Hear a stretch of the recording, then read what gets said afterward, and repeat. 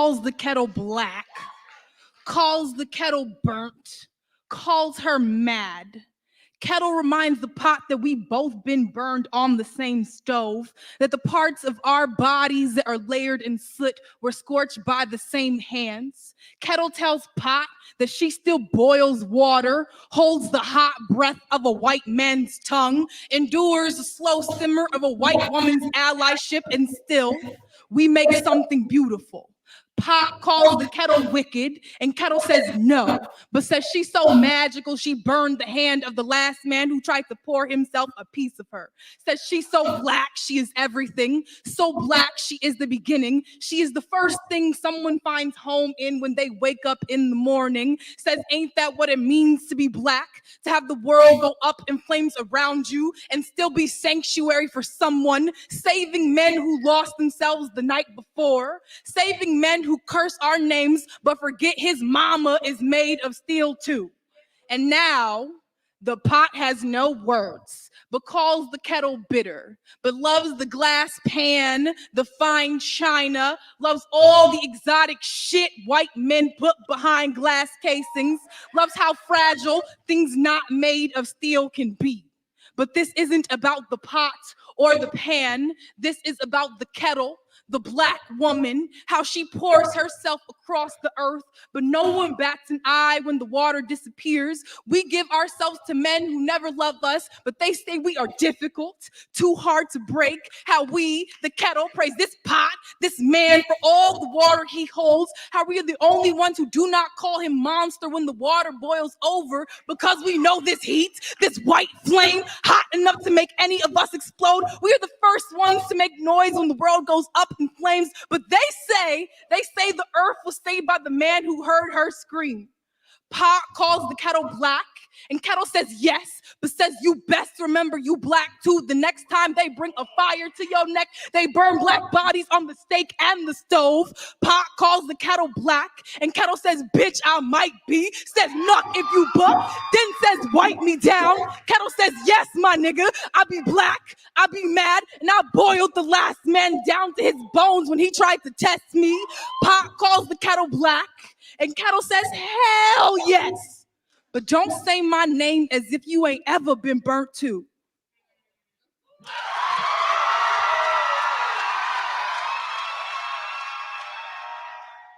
Andrew Tate and why people still follow him.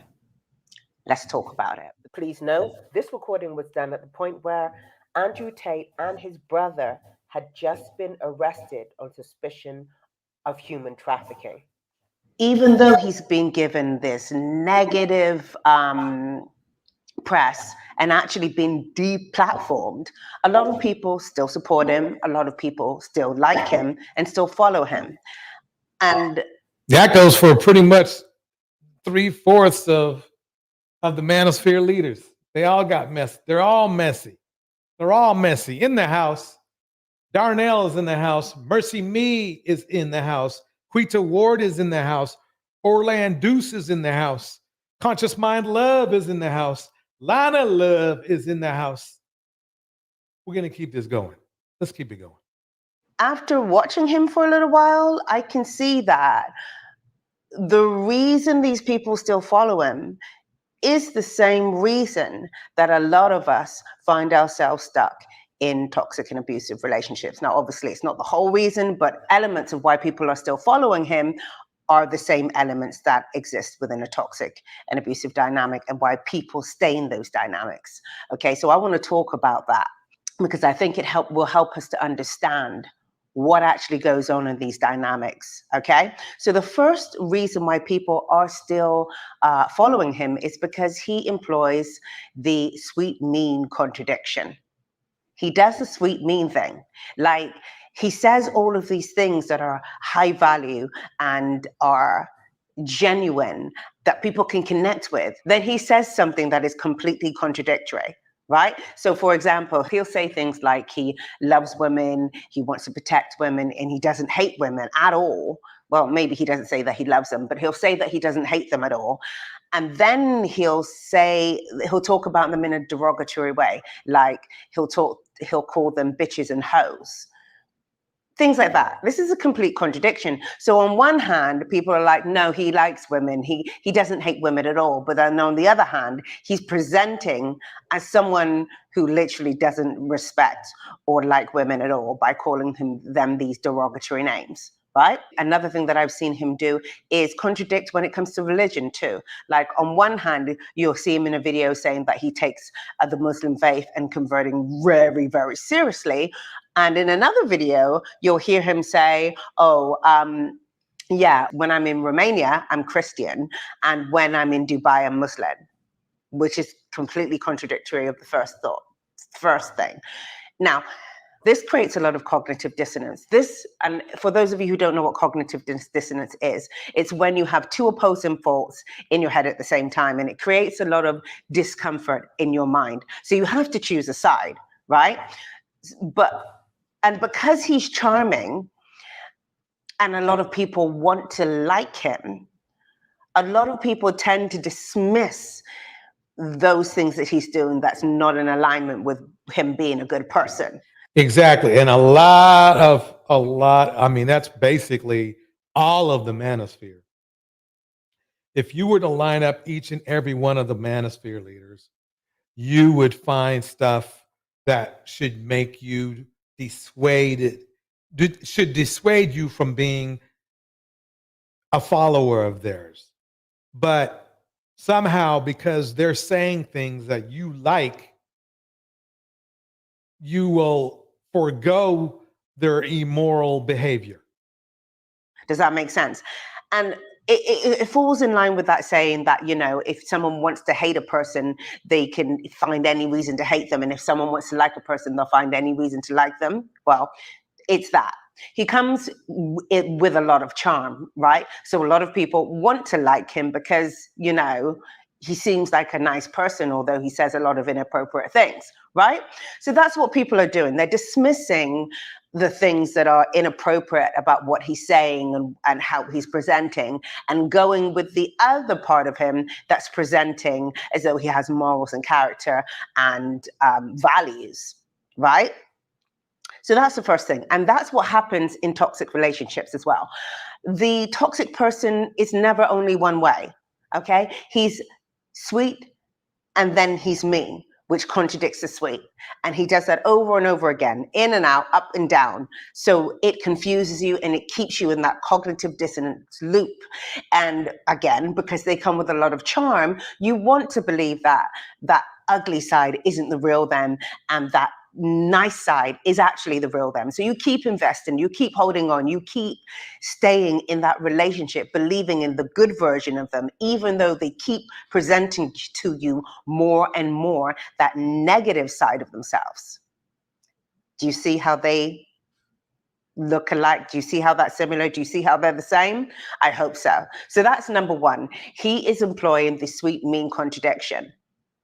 Number two is he uses what I like to call the extreme truth lie formula. Right? And what I mean by that is he starts with a fundamental truth, right? And then he veers left. And he's so extreme with that left, it's now a lie. So for example, he'll say things like, women who are sheltered and unexperienced tend to be loyal and trustworthy and grateful for the experiences that men give them, which make them, you know, a better option, right? And to a point, you can't disagree with that. It's like, okay, I can see how someone who is not so experienced, someone who has not seen the world and is a bit more sheltered, would see someone like Andrew Tate and think, wow, and be totally impressed and really grateful to be in their presence, right? Got it. But then he goes left into the notion that these are the only types of people that are trustworthy and grateful and loyal. So it's so extreme that it's no longer true, because there are women in the world that are loyal, that are trustworthy, that are grateful to have someone good in their lives and treat them well and would thoroughly appreciate it, who are not sheltered and who have a lot of experience. So do you see how that works? It's like he says something that is a fundamental truth, and then he takes it to such an extreme, it's now become a lie. And he does this a lot. And people who are toxic do that a lot too. And it makes it hard for you to argue with them, because they start with, like I said, they start with a fundamental truth. So it is true, only the person's taken it so far that it's now not true. And along with the gaslighting and the blame shifting and all the other manipulative techniques that they use whilst communicating with you, along with this, fundamental truth lie, extreme truth lie formula, it makes it very hard to challenge them. So that's another thing that they do. And that's another thing that keeps you in the relationship, because I believe that we would call that circle talk. Definitely. In the house, Bridget Mouton. Then you think that they're right to a certain extent. Okay, they might take it a bit far, but their fundamental truth is truth. You can't argue with it. So you invest in that truth. And I feel that that's what a lot of people are doing. They're going, okay, that is true. People who are not as experienced tend to be more loyal and grateful and long lasting and all the rest of it. So that is true. Not noticing and not understanding that he's taken it to such an extreme that it's distorted. It's a distorted truth now. So they don't notice that bit. Does that make sense?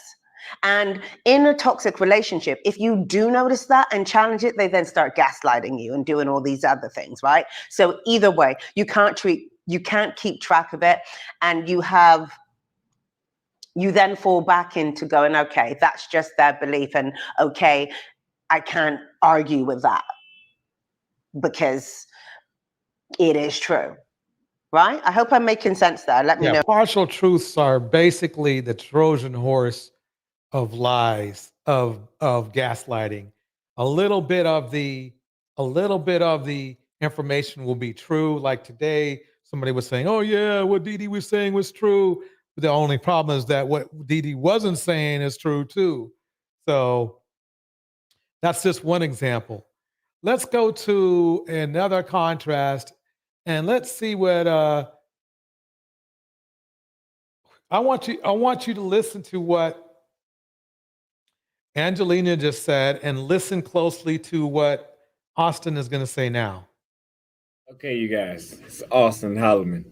Today, I'm going to clarify something. In the house, PAX, we call them Pax up in here. That is basically clarified for me without me saying it. And that is my stance on Black women. Now, if you guys may have known, when I first came out, I never liked American women to date. Now, I don't know what it is about Black folks, Black people, Black Americans. Wait, let me play that one more time again. Notice how he's trying to dance himself out of here. This is top quality circle talk right here. And that is my stance on Black women. Now, if you guys may have known, when I first came out, I never liked American women to date. Now, I don't know what it is about LW in the house, the Academy and Recovery Hub for Women.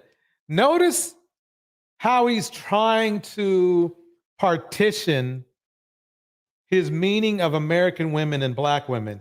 He just said he doesn't like American women. Well, that includes Black women. Black women are American women in here. So now look at his eye work. Look at his eye work. We got to see that. Watch him. Fight for me without me saying it. See, I could tell. Hey, you guys, it's Auston Holloman. Today, with a fake smile. I'm going to clarify something that he actually gives me vibes that he's actually angry that he even has to make this video. He's probably right now disgusted that he had to make this video. Let's keep listening. Basically clarified for me without me saying it. And that is my stance on Black women. Now, if you guys may have known, when I first came out, I never liked American women to date. So that means you don't like Black women, dude. Bro. That means you don't like Black women, because Black women are in America with the rest of the other women. Just because you're generalizing doesn't change it. But let's see how you're gonna try to talk yourself out of this. I just need to hear from myself. I just need to hear it. Let's see what you're gonna say. Now, I don't know what it is about Black folks, Black people, Black Americans. Notice how dismissive he is about. Notice how dismissive he is about his own culture. Listen to this, like he's listen to the distancing right here. The distancing, I call it. Now, I don't know what it is about Black folks, Black people, Black Americans in the United States of America, but when they hear American, they only hear Black. And that's completely wrong. It doesn't matter though, bro. You said you didn't like American women. Black women are included. 1 + 1 is 2. Stop acting like a dang fool. Wake up call. Do I have to take you back to school? Black people don't even make up 20% of the United States. So what makes you think because I say American that I'm talking about Black American? Because they're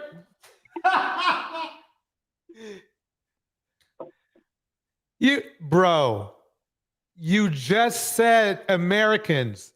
Black Americans are included.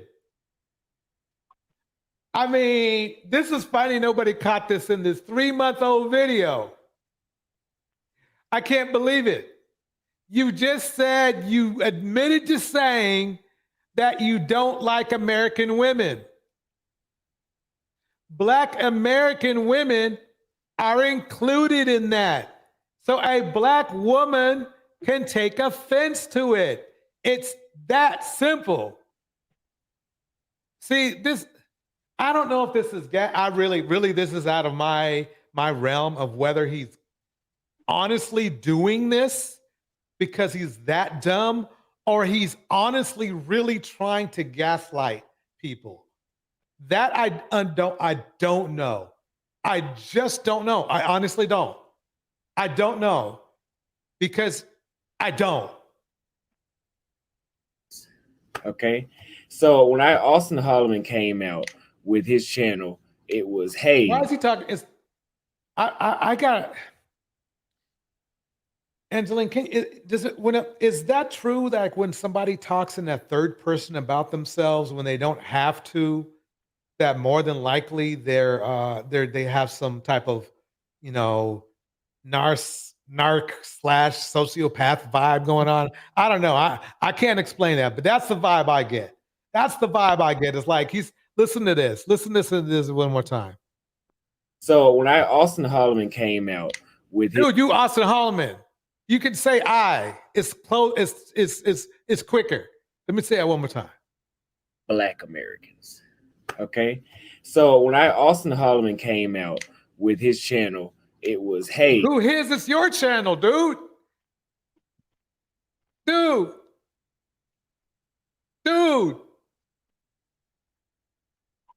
it's your channel.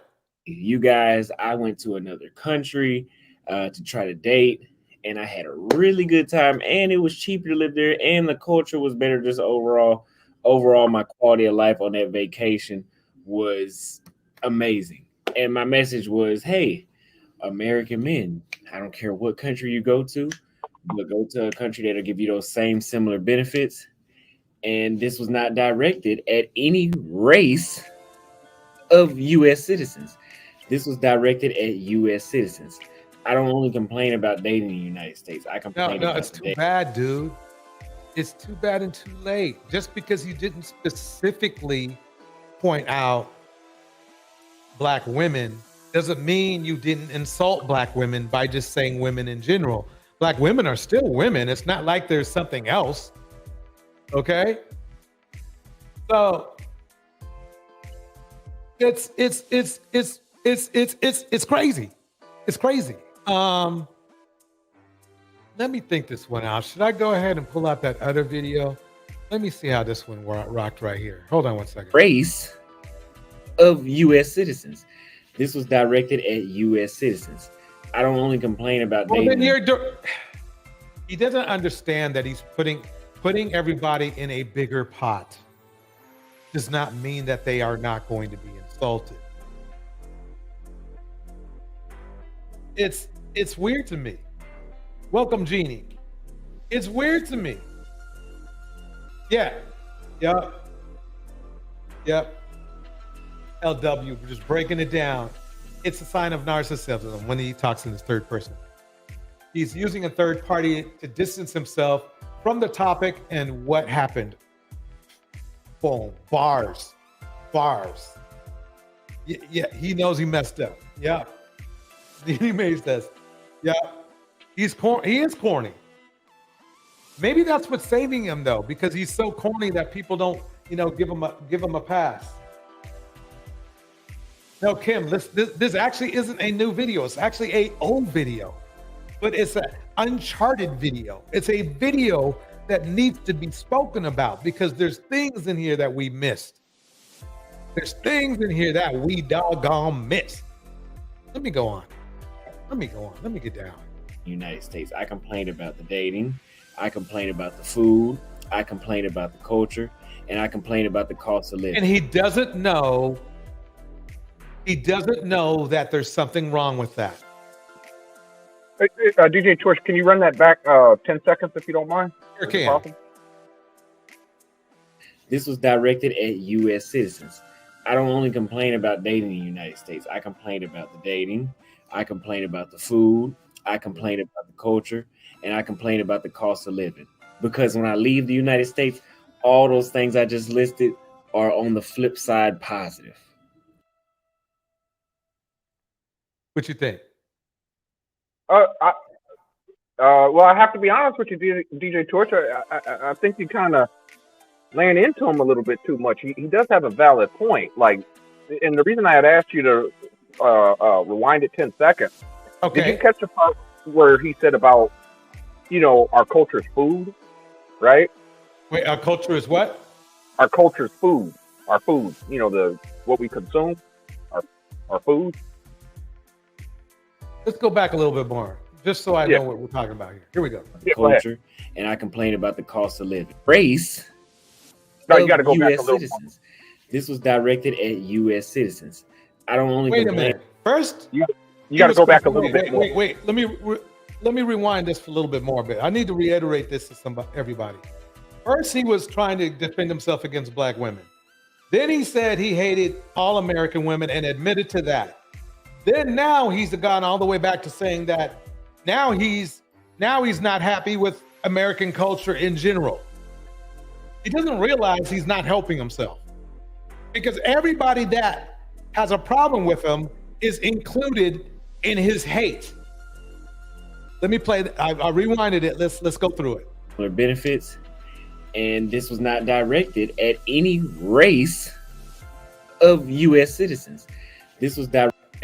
It was, hey, you guys, I went to another country to try to date, and I had a really good time, and it was cheaper to live there, and the culture was better. Just overall, my quality of life on that vacation. I need to pause that for 1 second. I need to bring something up. If you have something to talk about real quick, Darnell, feel free to do so. If anybody would like to come up, I'm going to drop the link because it's about to get sticky up in here.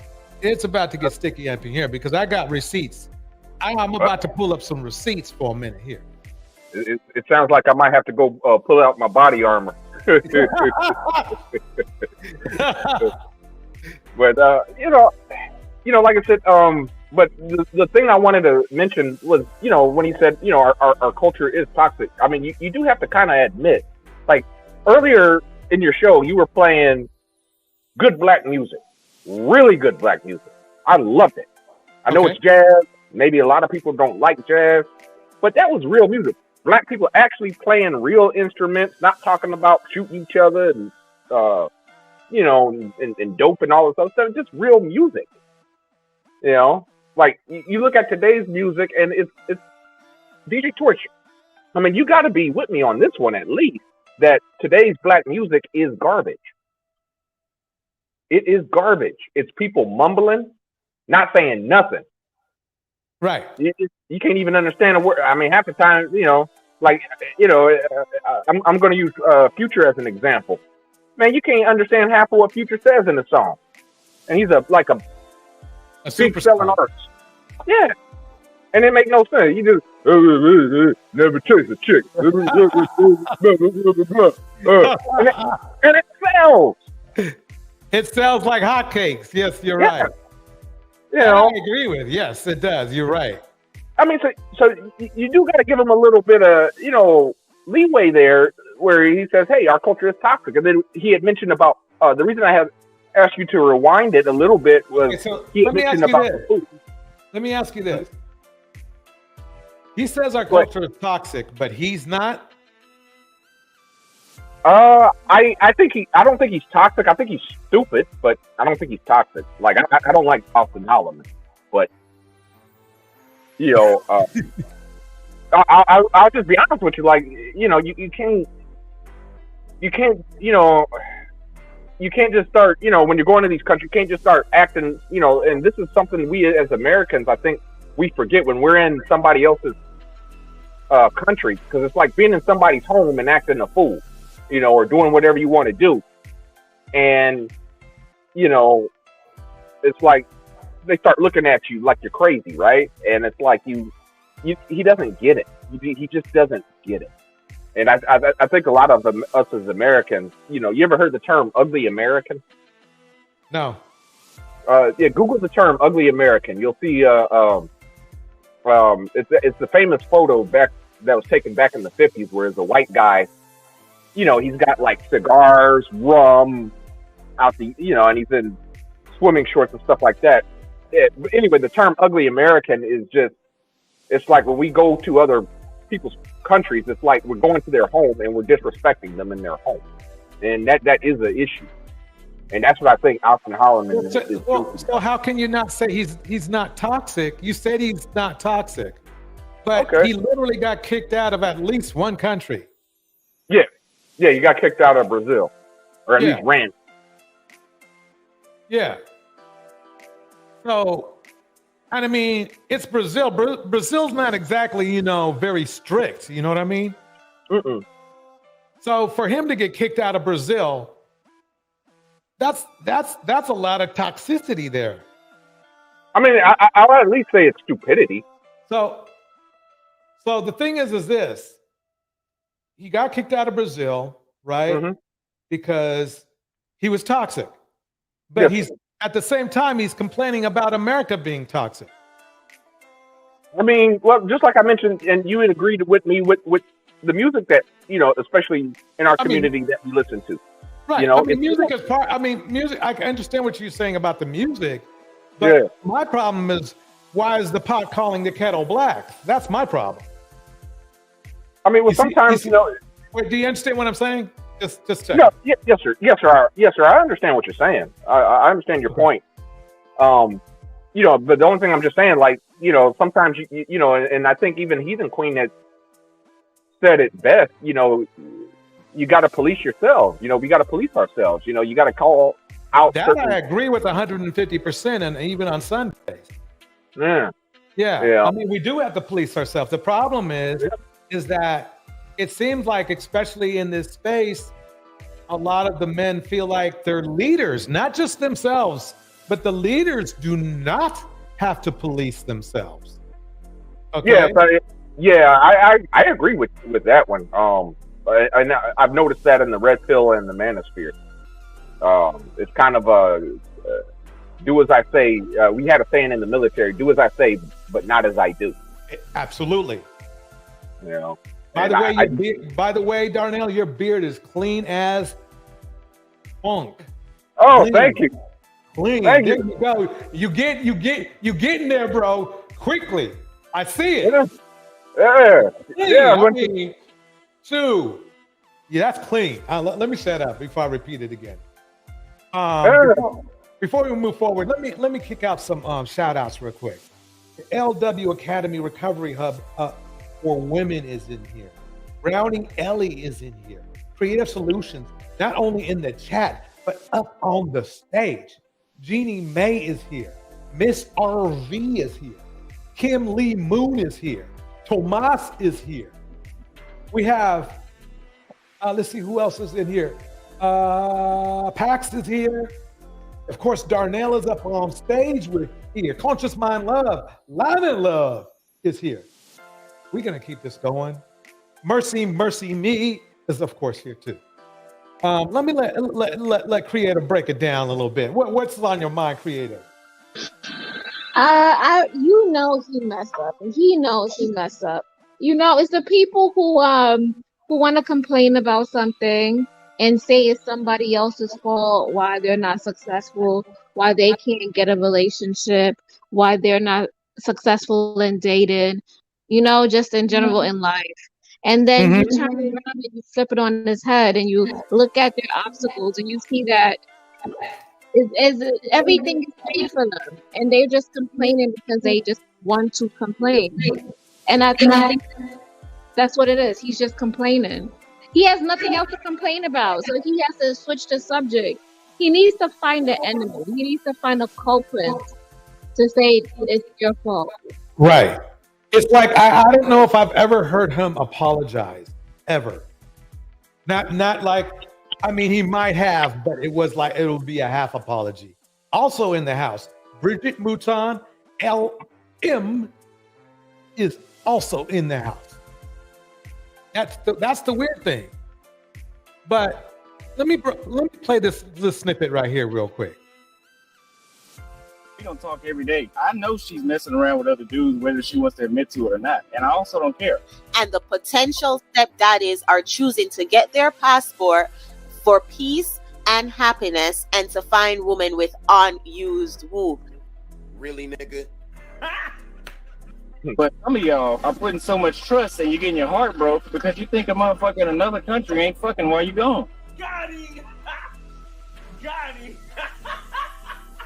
And I'm sorry to say that may be true that sometimes. I've had one chick I felt like in Brazil, she wasn't doing nothing. I still always kept in the back of my mind. Does everybody notice how he just sees women as some sort of supply? He's not interested in a relationship whatsoever, which is fine, but he goes beyond that. They are just his supply. That's why he's doing what he's doing. He's really actually teaching men how to destroy women. That's my opinion. He's literally teaching men how to destroy women, in my opinion. Okay, but that's your honest opinion, DJ Short? Yes, very honest opinion. Yes, sir. Let me keep it going.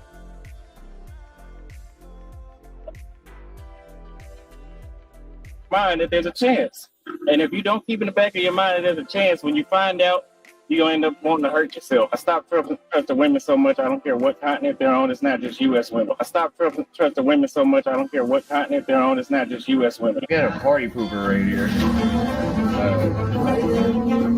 She's been negative the past 15 minutes. No. She Stop lying. Stop lying.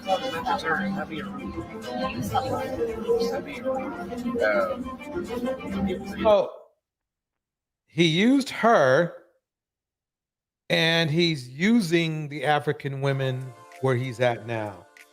They think they're getting something, but they don't realize they're just his supply. In fact, let me go dig up that video. We're gonna bounce around a little bit here. Let's go with this one. African women who are. Let me go back.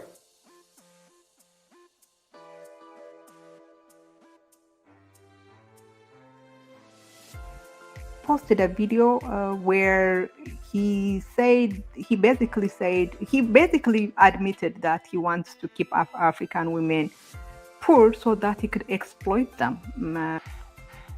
Guys, there's a reason why I never tagged Kate's Instagram, Case's Instagram, or anybody that you guys seen in my videos. There's a reason why. I mean, I tagged Crystal, but she was already on YouTube, so I didn't mind doing that.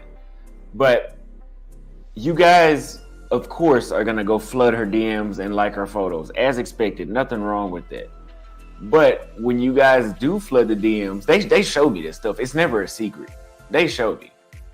You guys are like, hey, what's your Cash App? Which they don't even have Cash App in Africa. But they say, what's your Cash App? I'm going to send you $100 just because you're beautiful. No, hell no. He's literally telling men not to send these women money. Let me turn down the music just a little bit more. Sounds like it's bumping. Here we go.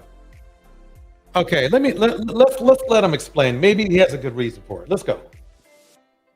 No, because after so long, and you already can see this a little bit in other places around the world, you have women that's like, oh, well, if you can't take me on a trip, you don't even deserve my phone number. And it was, I was not shocked, to be honest, because, I have been saying over and over that this guy is exploitative. This guy wants to exploit African women. So on this video, he said that he will not, he usually doesn't link the social media account of the women he has on the show because he doesn't want men to send them money. And why doesn't he want men to send them money? Because if men send them money, then they will be, they will basically be unaffordable to him. They will be too expensive for him. And this is basically, he's admitting that he wants to keep them poor so that, they could depend on him. They could, he could exploit them. And this over and over. And this is why I have problem with this passport bros. They want to keep Africans. They want to keep, wherever the poor countries they go to, they want to keep the women poor so that the women would be dependent on them. These men are exploitative. Auston Holman is an exploitative man. He's exploiting Africans. He doesn't want other men to send them money so that they would stay poor and dependent on him. That's exploiting. That is their textbook definition of exploitation. Exploit them. And the African women who are defending Auston, what do you say now? He's basically saying that he wants to keep you poor and miserable so that you could be dependent on him, so that he could exploit you, so that he can have easy sexual access to you. Are you proud of defending him now? That's it. But when I see African women come defend a man who wants to exploit them, it just breaks my heart. This guy is not good for you. He's not bringing anything good for you. Now, the importance of this situation is this. Okay? This is normal. Auston is definitely not an outlier when it comes to this kind of behavior. I would even go as far as saying this is probably one of the major reasons why the Black community is in such shambles. Not because Black women were not submissive, feminine submissive, because Black men exploited the Black women. May I ask you a question, sir? Sure can. But do you think Auston Holloman, do you think he is, or people like Auston Holloman, do you think that they are the cause, or is it they're just kind of the symptom, or, you know what I mean, what the byproduct of the actual problem? Well, he is not the byproduct because he is dictating, though he might have been taught it through whatever, right? He's still dictating what he wants to the point where he would rather fly somewhere else to get what he wants, because what the problem he has with American women is that they're not taking his shit. Can I say something to his? I don't understand that question because every day people are brought up in bad situations, in bad environments, with bad examples all of the time. And when they grow up and they understand that that road leads to hell or that road leads to jail or this Mhm. might happen to them, they have the power to change. They don't have to keep reliving those same examples. It's like, why would I want to continue a vicious cycle Yeah. when I know where that cycle ends? And I think we're cutting people too much slack, and we're not allowing them to be accountable for their own actions. He knows what he's doing. Nobody can say that he didn't have a role model, or it's because his parents wasn't there, or somebody wasn't there in his family. If he got enough sense to get a passport and fly across overseas, he has enough sense to know what's right or wrong. Yes. No. That's not exactly what I was trying to. What I meant. About my question, it was more or less basically, this is my belief, but the problem has been around a lot longer before Austin Holland. And I can testify to that. Right. I'm Darnell, sorry to interrupt you, but what Creative was saying is that Austin Holloman doesn't have to be Austin Holloman if he doesn't want to. He could be a better person.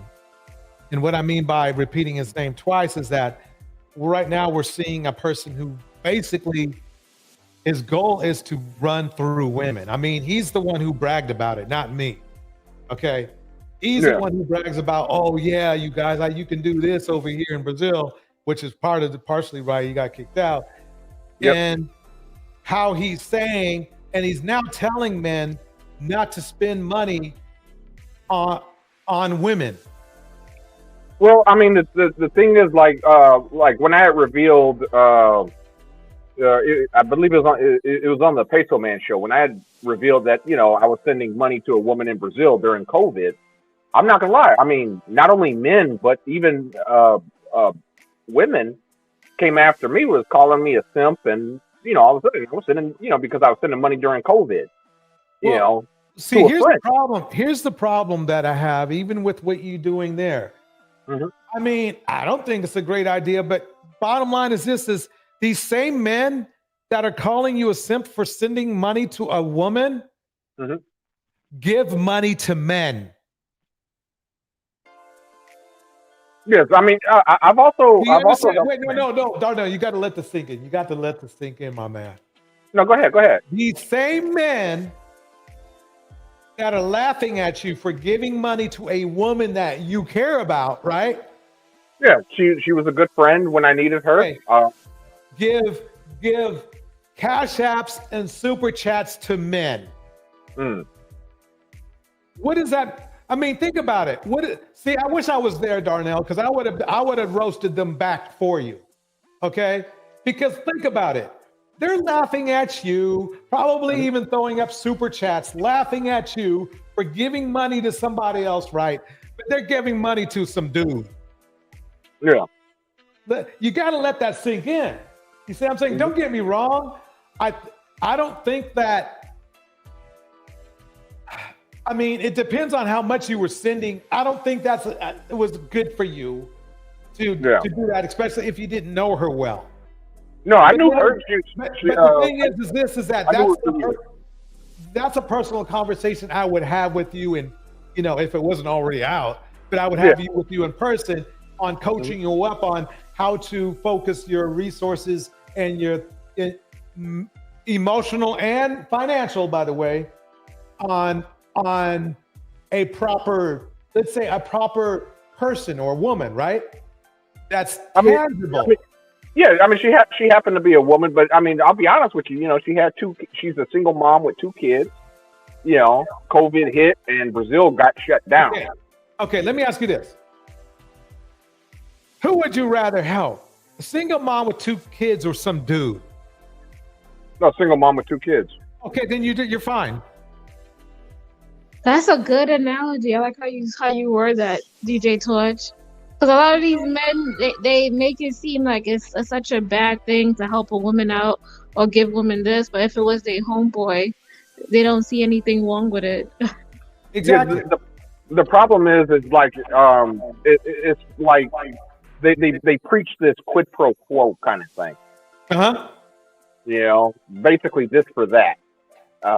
So if I'm sending money, that means You should get something back. I need to get relations, if you know what I mean by the word Right. relations. So let me ask you this. When those guys were given all these men and by the way, in no particular channel, okay, because they all do it all, you know, from Obsidian to you know, when Kevin was around, everybody was super chatting these dudes, right?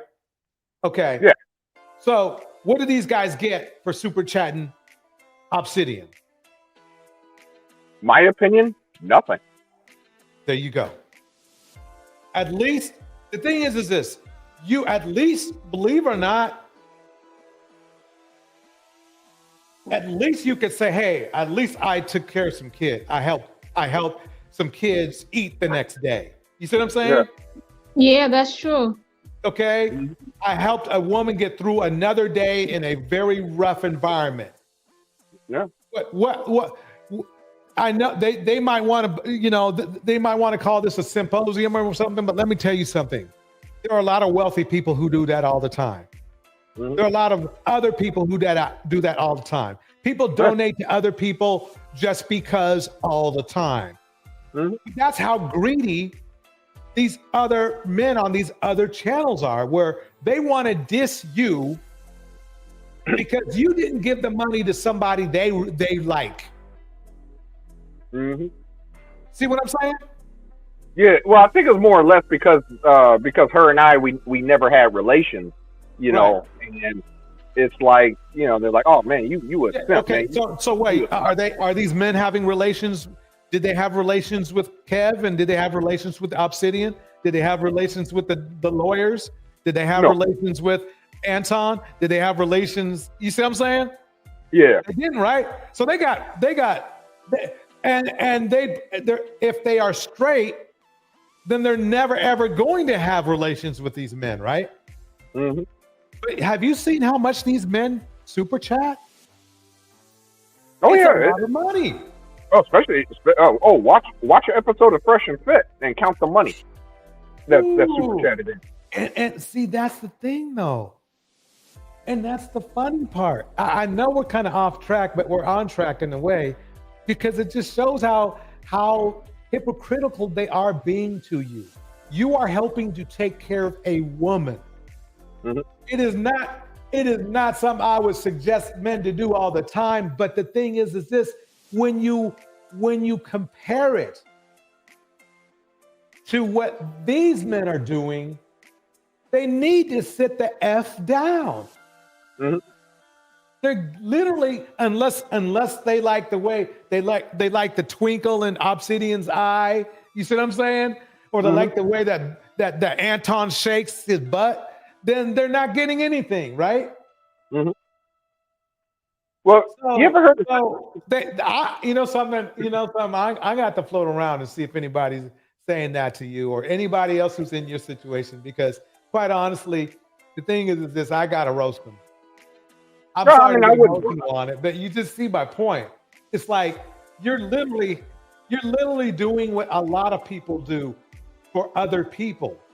Yeah. Okay, helping somebody out. But these other men, they're literally giving money to somebody who just wants money. It's not like they're improving their life any by giving the money to them. Yeah. They're actually in a worse situation than you are, because they're giving the money to some. I mean, at least, hey, look, Darnell, it might be a long shot, but there's a long shot you still might have relations with the woman. Look at them. What's their long shot? Having relations with Obsidian? Having relations with Anton?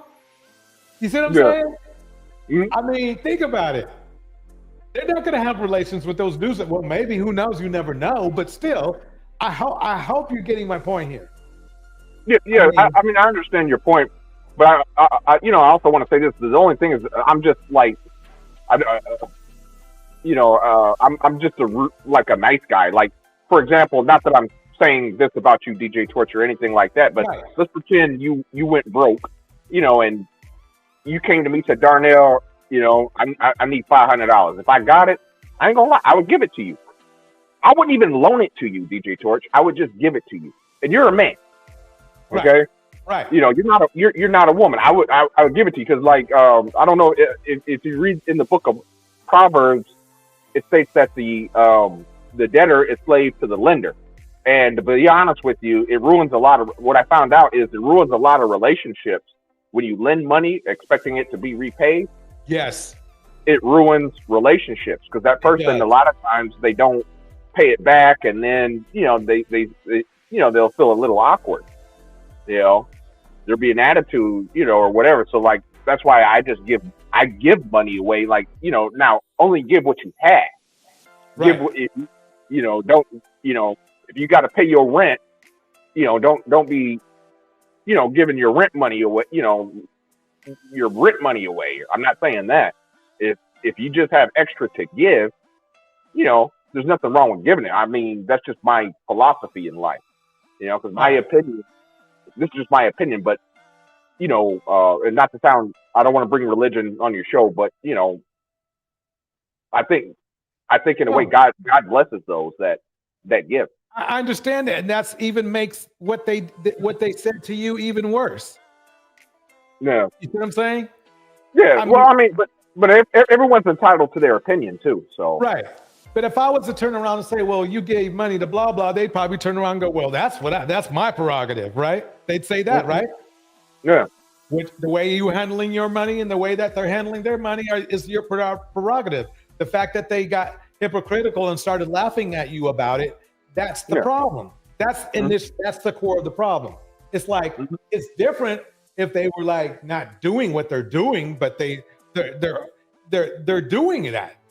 They're doing that. I've literally seen a guy super chat somebody $100, right? Turn around, I see him in another channel dissing some guy for giving a woman $50. You see what I'm saying? Yeah. Mm-hmm. Yeah. It's like, dude, please. I remember. This is back about a year when I was on a woman's channel. And she was so funny. She puts a lot of work in her work, right? I super chatted her $100, right? Mm-hmm. They gave me so much grief about it. So I went over there to the guys who were giving me grief, right? And the guy who ran the channel was whining and complaining because nobody was giving him super chats. You see my point? Yeah. It's so the thing is that for some reason you're accepted. It's okay to give dudes a super chat as a dude, okay? Yeah. But when you give a woman a super chat, now there's a problem. Mm-hmm. Or if you give a woman some support money, it's a problem. That's just how they roll. So, all right, okay. So anyway, creative, you got anything on your mind? I talked for too long on this one, but I can play the video. Let me play a little bit more. Here we go, folks. You built like a small boy. Africa is not on the Passport Bros list. You should know that. Let's turn this bad comment into a baddie outfit. Now, I've been called well-fed. I have been called overfed. I've never been called a boy-bodied babe. And sir, for you to— Oh, by the way, LM is in the house. Tomas is in the house. Miss RV is in the house. Jeannie Mae is in the house. Feisty Black Tina is in the house. Kim Lee Moon is in the house. Let's keep it going. Think that Africans are mad because we are not on the list of countries or continents that you can go harass? Hey, mental illness. The shout that almost broke out of my body when you said that Africa was not on the Passport Bros radar. Hey, God is good. Listen, we've already been through enough. He is there to exploit your economic disadvantage. He is there to take advantage of you. Really, he is not there to help you. He is there to exploit you. He is there to exploit poverty. He actually should be called a poverty pimp.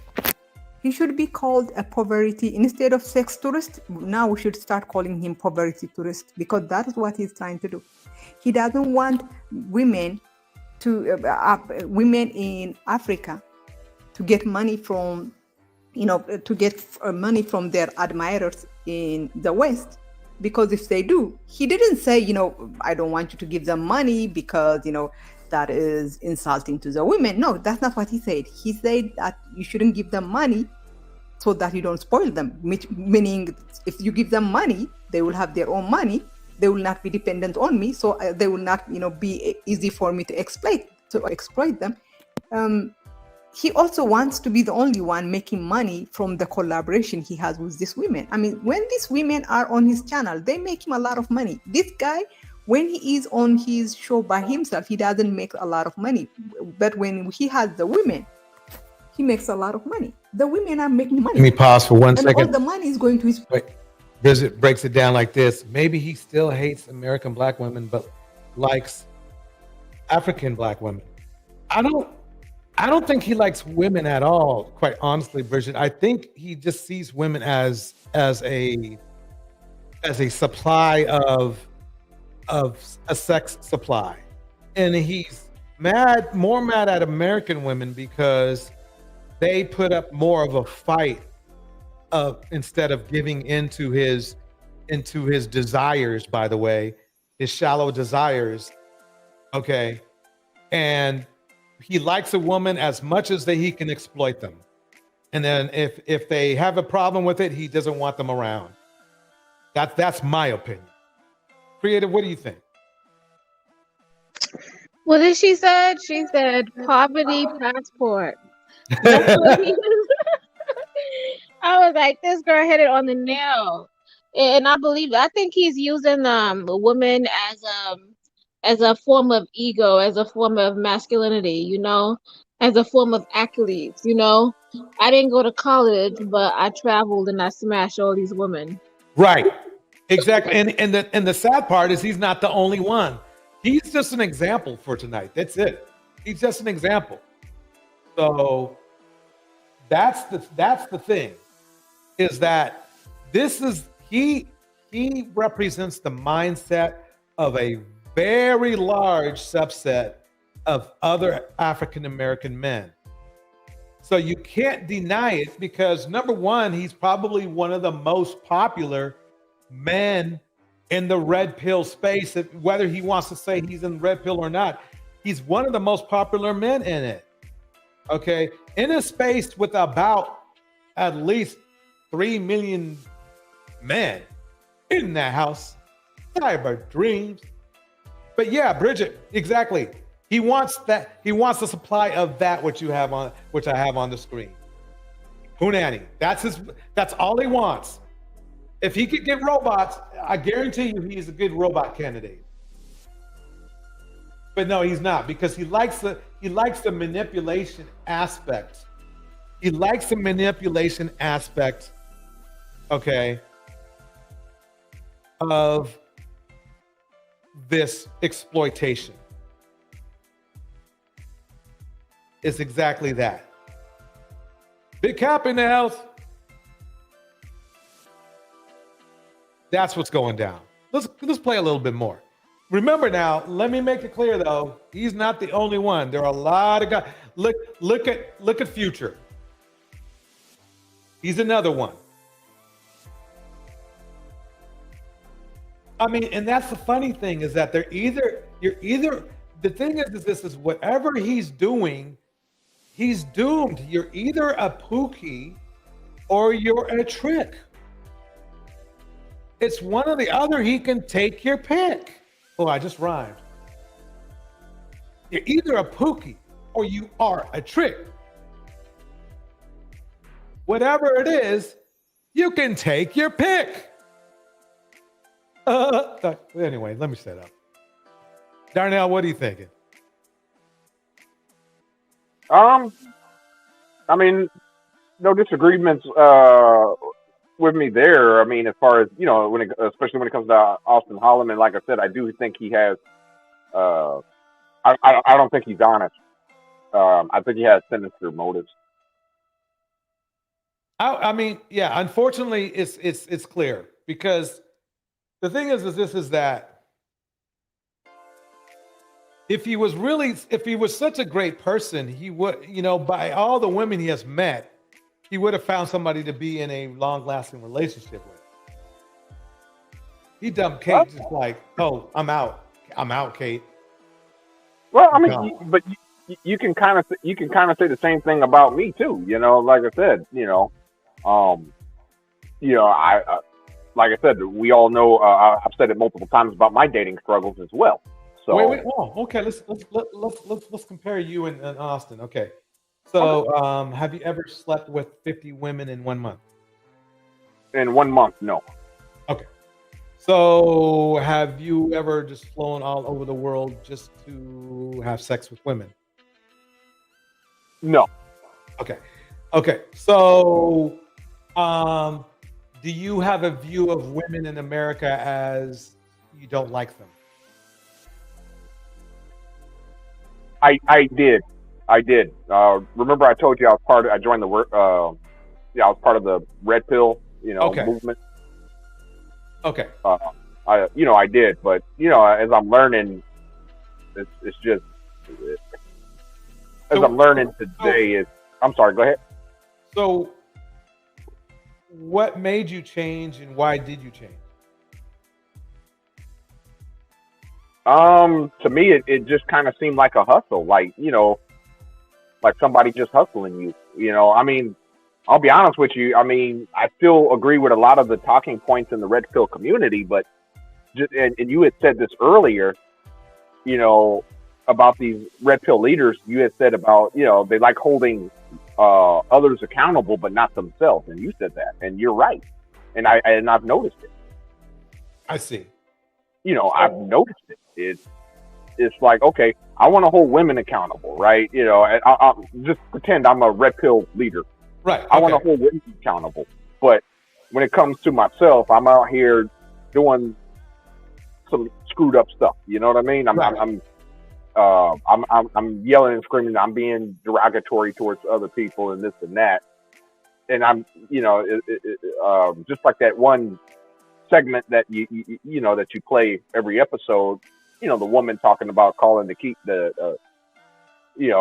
pot calling the tea kettle black or something like that. Yeah, the pot calling the kettle black. Yeah. Yeah, it's the same thing. It's the same exact thing, and it just, I just had to realize, look, man, that's just not the way of the world. Like when I went on the Cringe Retreat, there was a lot of women that hit me up, American women that hit me up. Mm-hmm. I'm not gonna lie, that was kind of an eye opener for me. I wasn't expecting any of it. Right. And if you went back on that show, they'd be you on point now. You see what I'm saying? Just a little bit more, a little bit more work in the big head, and you'd be set to go. You see what I'm saying? Because generally, I've heard it from a lot of the women in this group. They generally think you're a good guy, but you just gotta. There's just some things you just gotta clean up on, and you'll be fine. Yeah. And I would say, I don't know, half of that it has to do with just self-esteem, feeling good about yourself. You know what I mean? Yeah. I'm sorry. Go ahead. Yeah, getting that pep in your step. Yeah. Back in the day, that's what we called it. Mm-hmm. To be honest with you, today, this is off subject, but the whole reason, I'll be honest with you, when I was diagnosed with glaucoma, I'm not gonna lie, it's kind of like, that's the reason I'm not pursuing relationships anymore. I've kind of had that moment where I'm like, okay, it would be different if, let's say I was with a woman for like 10, 15 years and then I got diagnosed with glaucoma and I'm going blind. So you feel like, are you trying to say that you feel like you'd be like a hindrance to their growth or something like that? Pretty much, a lot of the women that have come on your channel, for example, they have even said, "Hey, I want, a guy. I want, that we need a guy that's gonna, we want to feel safe. We want to feel secure. We want to be financially secure. I can't, burglar. If I'm blind, burglar walks in the house. I can't. I'm gonna be depending on you for defense. Okay, versus, how long do you have? It's tricky. The good news is caught it early. So I might be able to go about 20, 30 years, maybe. That's a pretty freaking long time. Yeah, you can still get a relationship. I'm confused here. You get 20 or 30 years, Dardell, you could get married and divorced twice. Exactly. Like I said, with treatment, and as long, with treatment and and the grace of God, yes, but it's also possible I could lose my sight even, and who knows, in 2 or 3 years. You know something though, what you should do is just go ahead and look up, what things help accelerate glaucoma. Like, who knows, it might be smoking. It does. You see my point? Yep, it does. Well, then you know that you already speeding things up, and you don't need to do that. Yeah, that's true. I know how habits are, though, so that's no small task. I know, but geez, if I was going to get another 10 or 15 years out of my eyeballs for not smoking, I'm freaking not smoking. You see what I'm saying? No, you're right. You absolutely right. It's just hard to break. Like, matter of fact, I wish Camel was here. Because Camel, she's a Navy woman, and she had said she could tell you, like, on the ships. I don't know if it was true when she was in, but like my dad, he was also a Navy man, but he told me back in the day, cigarettes used to be free on the ship. Like, you had nothing to do but smoke. I used to be in the Navy. Oh, you were in the Navy. Okay. So yeah, and every time I think a lot of people picked up smoking because smokers always had a 15-minute smoke break. And it was like, damn, how come they get a smoke break, but I don't get no break? I got to smoke to get a break? Like, what the hell? Yeah, my dad told me that story, too. You laughing, DJ, but, like, I'm so serious. Like, they're like, I need to go take a smoke break. And I'm like, what? Can I get a regular break? If he got a 15-minute smoke break, I used to, at this gig I had, one of my gigs I had a couple of years ago, right? This guy used to take a 15-minute break every hour. So he literally worked 2 less hours per day. He was literally working only a 6-hour day. So, how did he stay employed? Hey, smoke break. I guess so. Let me break down what Cyber Dream said. Cyber Dream said this: holding women accountable for their bad dating experience. Straight up. Holding women accountable for giving a guy a try. Basically. That's the messed up thing. You should have chose better. That's one of the dumbest terms. And they don't say that, but like most of these guys be like, why don't you give him a chance? He's a good guy. Right. He got a good heart. Give him a chance. Come on. Are you not going to give him a chance? Like, what? And then they turn around and say, you should have chose better. Exactly. And then when something happens, the people who told you to give him a chance, they're nowhere to be found. Right. There's no pats on the back, no hugs or nothing. They gone. So anyway, let me play a little bit more of this video here. Pocket. Of course, he doesn't want them to, he doesn't want to link their social media because he doesn't want other men to contact the women.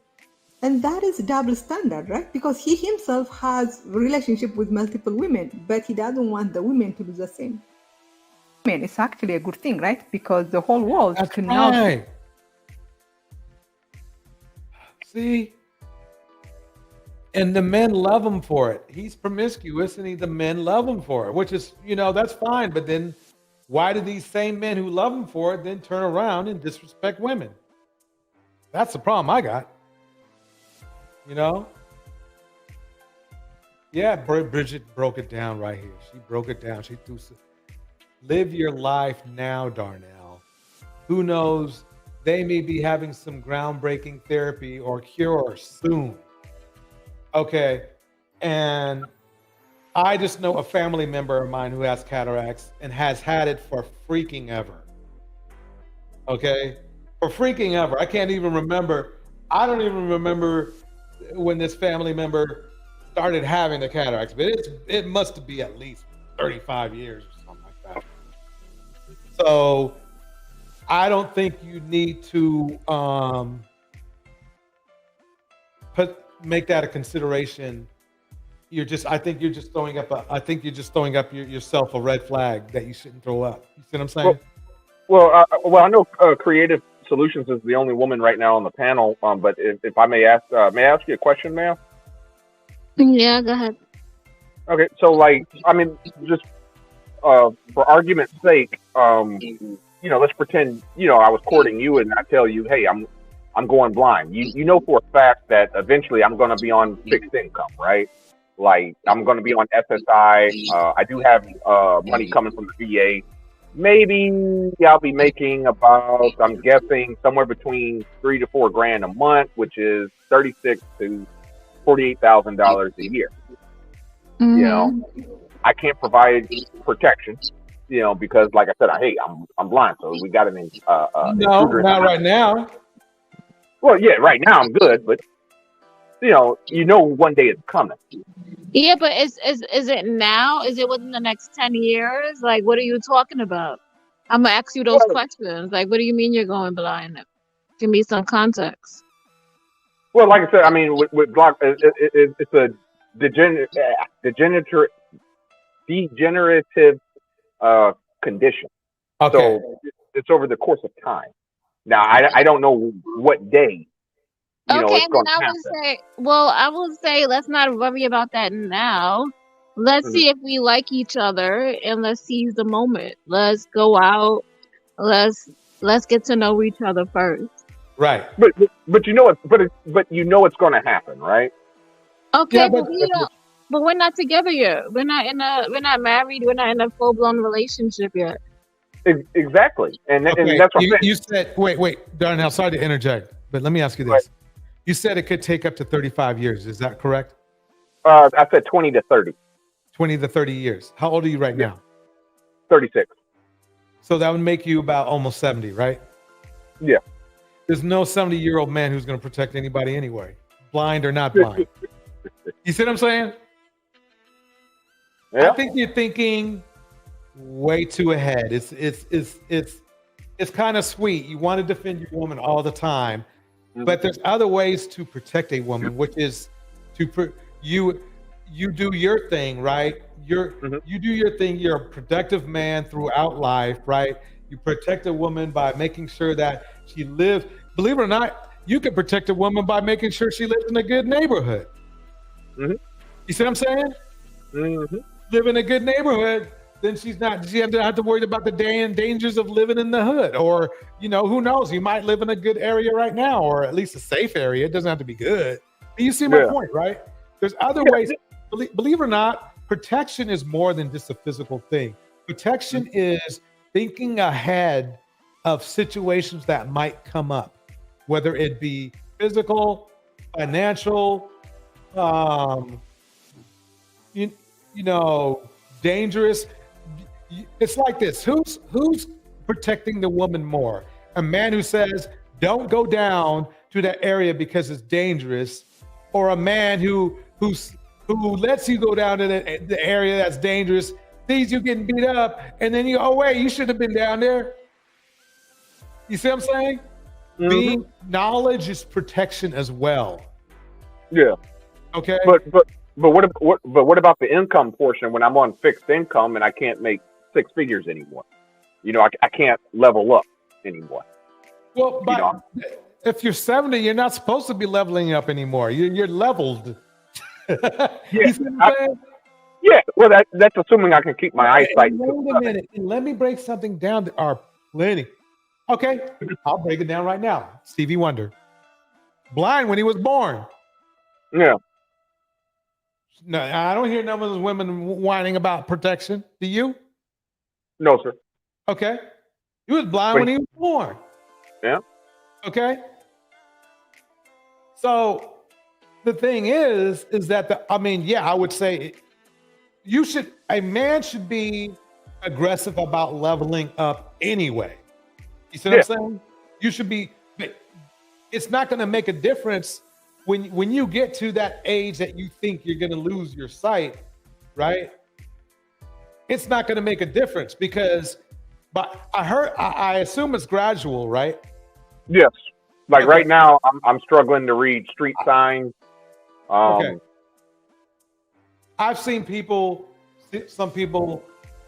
You will be shocked. You will get an extra sense. Your other senses will grow the less and less you get your sight. Okay. Yeah. So, I mean, we should get. We've been on this for a long time, but I apologize. I didn't mean to derail your show like that. I guess the point is that you can't beat up on yourself. No, you got to do exactly what Cyber Dream said. You got to live your life. Okay. Mm-hmm. I think everybody in the chat can agree on that. So. Yeah, I mean, as long as I'm not a burden, yeah. Dang, we're just ruining our reputation in here. We're supposed to be dogging you out, Darnell. Yep. This ain't working out. No, I'm just okay. Let me break down some of what everybody's saying. Everybody is pouring in some great information. Here's Indiana Mom. The first thing Tree did to protect me was buy land and build our house in a safe town. Perfect. Again, that's boom. Let's see what Bridget's breaking down here. Who's to say you live long enough to see that happen? True. Very true. Especially if you keep smoking, bro. Just throwing that out there, by the way. You don't know what's totally in store for you in life, in store for your life. Yeah. Well, they're dropping gems up in here, man. They're dropping gems. Okay. Y'all have the bottom G in y'all's head. What if 20 intruders come into your home? If 20 intruders come into your home, you're screwed. Yeah, there's not much you can do. Yeah. Unless you're not in your home and you're 1 mile away with a 50 cal. Okay. Yeah. So we're talking your kind of language. You know what I mean? But, yeah. If you move your family to a safe neighborhood, that's less likely to happen. Boom. You see what I'm saying? Focus on safety. Remember last time when you were focusing on your legacy? Remember? Yep. When the key is safety. It's you want your woman and your family to be safe. You see what I'm saying? There we go. Kimberly Moon says this. Darnell, 67% of black men less than 50K. Not all black women are looking for six figures. Get away from that red pill lie, from the red pill lies. Boom, boom, boom, boom, boom, boom. Okay. That was actually an interesting comment. I mean, can you put is it possible you put a poll in the chat for the women, to see, because I would like to know, how many of the women would like a guy that makes would prefer a man that makes six figures over the guy making, 50K. I can understand it. Bottom line, everybody, male or female, wants somebody making over six figures. Let's get that out of the way first. That's true. That was the deceiving point of Kevin Samuels' thing, is that anybody's going to say, I want somebody with a lot of money. Anybody, male or female. Okay? They're just going to say that. So let's get that out of the way. But in logic terms, in regular world terms, believe it or not, there's more proof showing that women are willing to marry or be in a relationship for love than for money. Because look how many single mothers there are. Yeah. Okay. They didn't tell you that, did they? There's the proof in the pudding right there. If black women were strictly looking for six-figure men, right, and we're willing to commit to six-figure men. And if you ask me, pregnancy is a big commitment, right? Then why are there so many single mothers? Because a lot of women, unfortunately, settle for less, right? Whether they were tricked into it, the guy acted like he had money and didn't have it, or they just they saw potential in the guy, right? Yeah. So there you have it.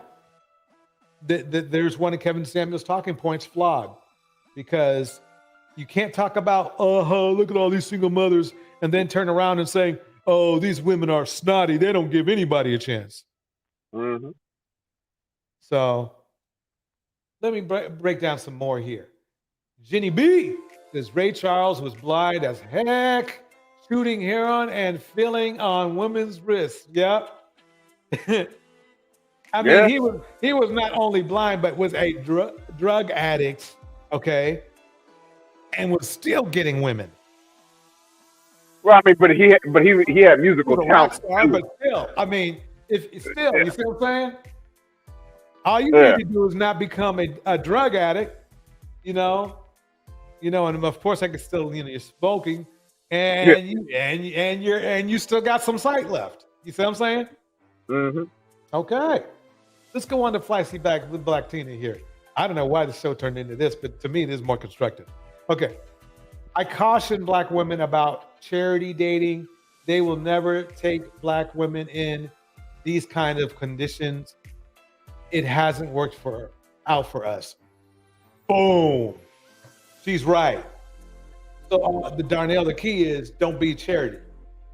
Be productive. Be productive. Find something you can be productive in and do that. And don't even think about your eyes. Just do whatever that is. Okay? Okay. I mean, but how do you become like, so like, when I go blind, for example, I'm not going to be able to read. I have to learn how to read again. I'm going to have to learn. Unless they tell you it's the next couple of years, you can't really be thinking about it. In the next couple of years, you won't. Hey, look. Okay, Mayweather can't read. Seriously? He can't read?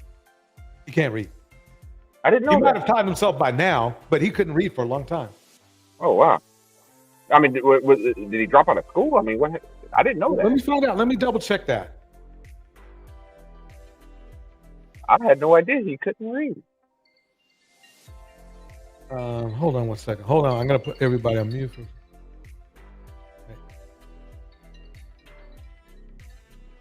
Call you right back. Okay.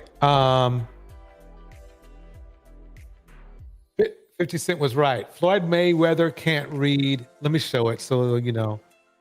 50 Cent was right.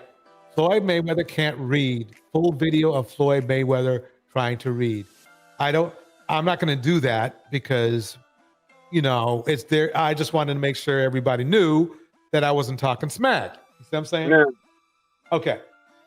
So don't get me wrong. He can probably read, but it's probably very, very, very, very difficult for him. You see what I'm saying? Yeah. So, but in my case, I'm going to have to learn Braille, That's okay. Yeah. I mean, I mean, he can't even read Braille either. Yeah. So, you see my point. So I think the basis before we move forward is this: you can't put all these, these I don't know, these blocks in front of you.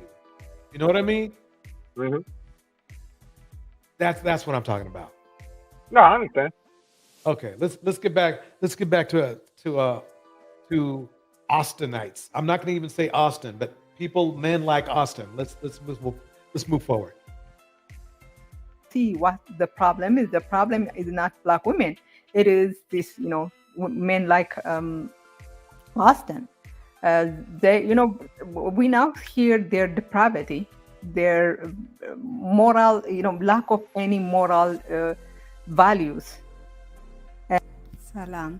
So Austin Holman put out this tweet My experience dating in Zambia, American flake rate, extremely poor communication skills, indecisiveness, the I will touch you but you can't touch me, the misleading and leading on, may as well had just stayed in Texas. See that? Did y'all see that? He's just not good with women. He's just not.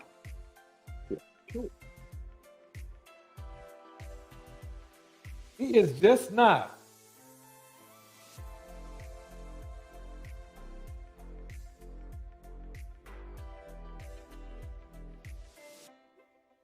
Look at this. And he says, I might as well stay in Texas. So it's not the women, it's him. And for some reason, he just won't let that sink in. And he just needs, and that's why I'm not funny. That's why I'm not funny to him, because I'm going to keep it real. Dude, it's you. It's you.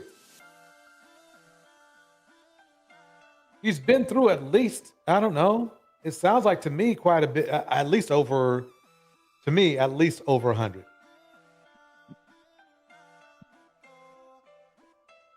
Women, it's simple. Women don't like men that are going to use them. They might get used by you, but they didn't. It's not like they wanted you to. In the house. Cyber dreams. Hello, Torch. Hi, Cyber. How you doing tonight? What's up, Darnell? Hey, how you doing, man? I want to get a little bit more deeper in protection. Because I know you guys spent a cool amount of time talking about it. What if I told you that women's protection is when we say we want to be protected from the man we're dating. We want to be protected from your misogyny mind frame. Okay. We want to know that you are safe to be around. Danger is danger. We understand that. I think that you guys are conflating what women mean by protection with society's branding of protection. So it's not necessarily a case of like, you being able to have the freedom to, walk down the street at night or anything of that nature, Listen, not worry about because as adults we are very aware that once you walk out of your home, you're in danger. Yeah.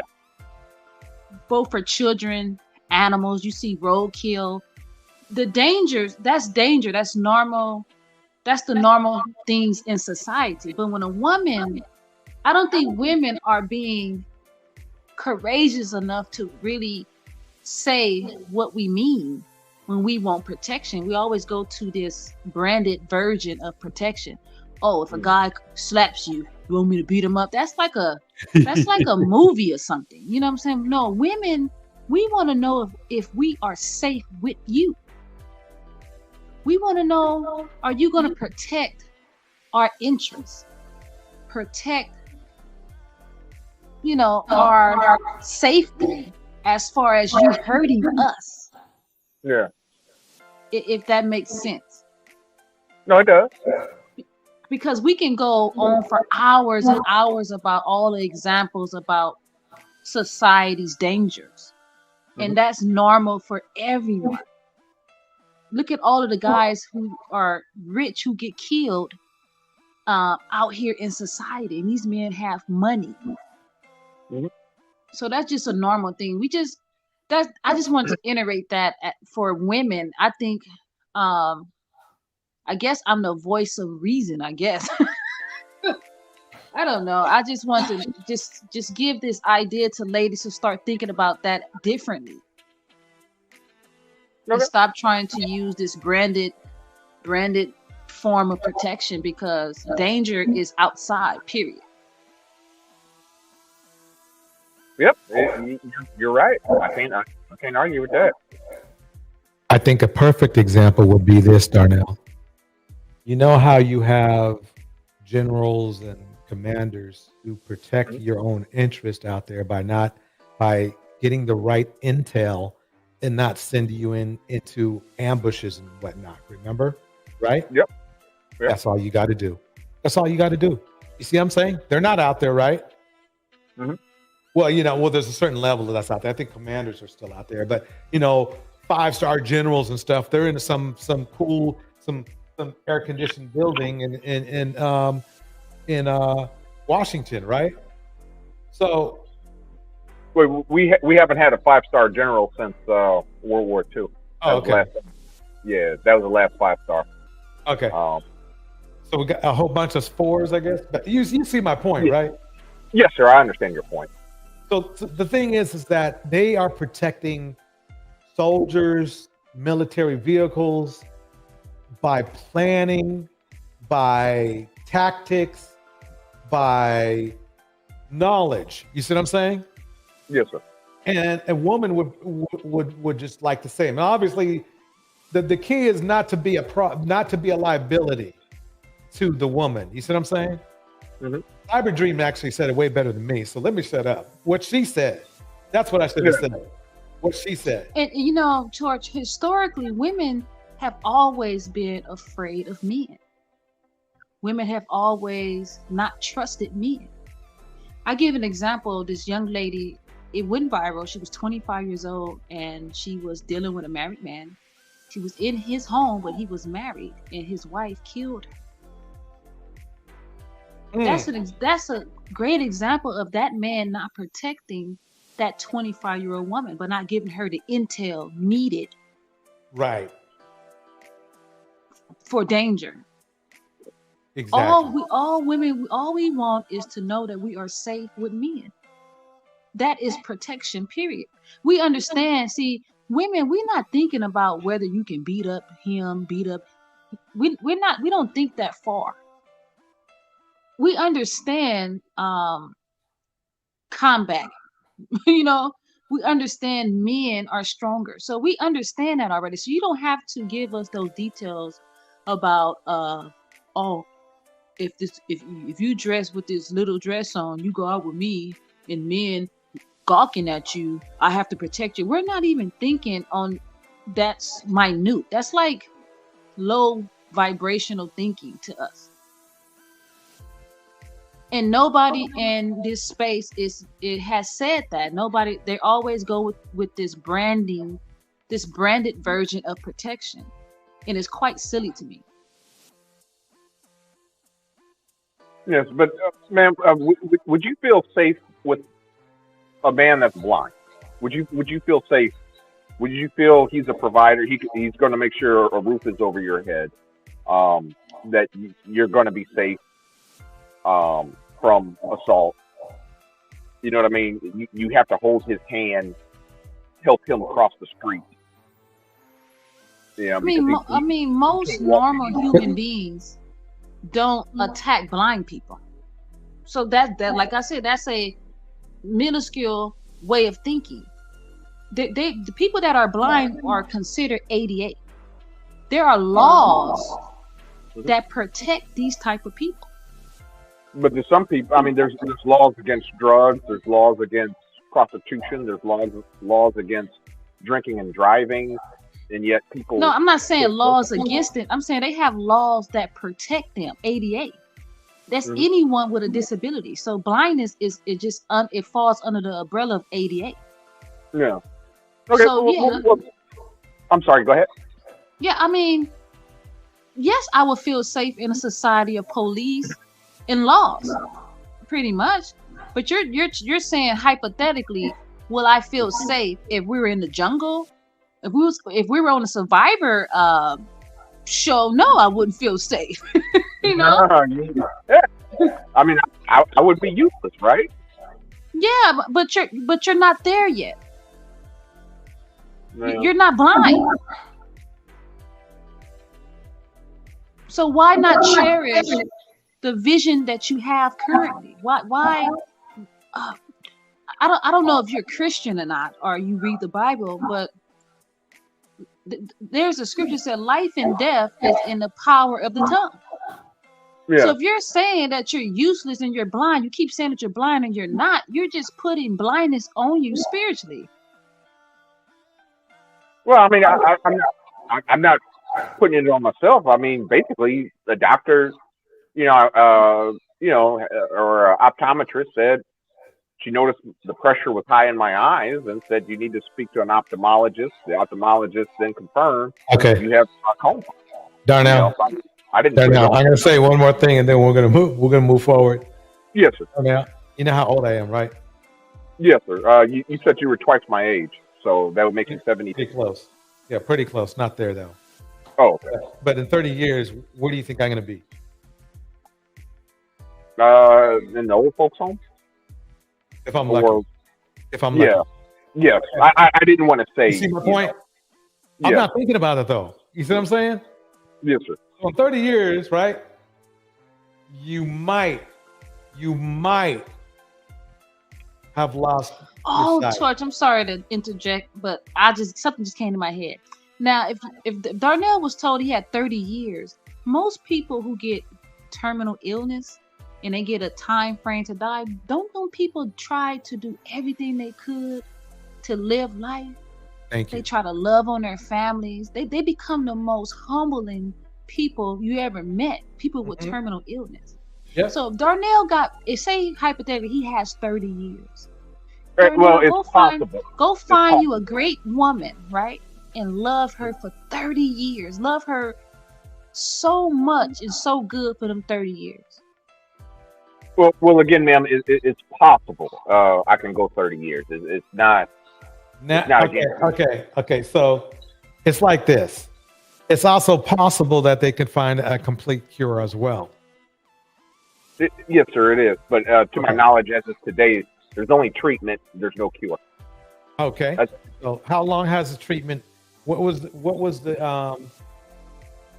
average year that a treatment extended somebody's eyesight? It was just the 20 to 30 year. Well, that's the average. Yes, sir. That's pretty damn good, man. Yeah. You might. I mean, see, Darnell, you need to think about living life. Don't think about your eyes. You shouldn't think at all. Just go with the flow. Yeah. And love someone. I know you want to be loved. It's all about human to human engagement and interaction. I know you want a woman to love on you, rub on you, show you affection. Because men historically don't get shown affection. So they seek women for that affection. Mm-hmm. I know you want that, Darnell. Oh yes, I can't deny. I can't deny that. I mean, go get it, man. Go get it. Women outnumber men. So you have plenty of women out here. Go get it. Mm-hmm. Yep. And stop playing. Miss Harvey, you nailed it. The flip-floppers are messy as But hey, look, everybody's always welcome in here as long as they behave. Okay. So let me go play a little bit more and then we'll focus.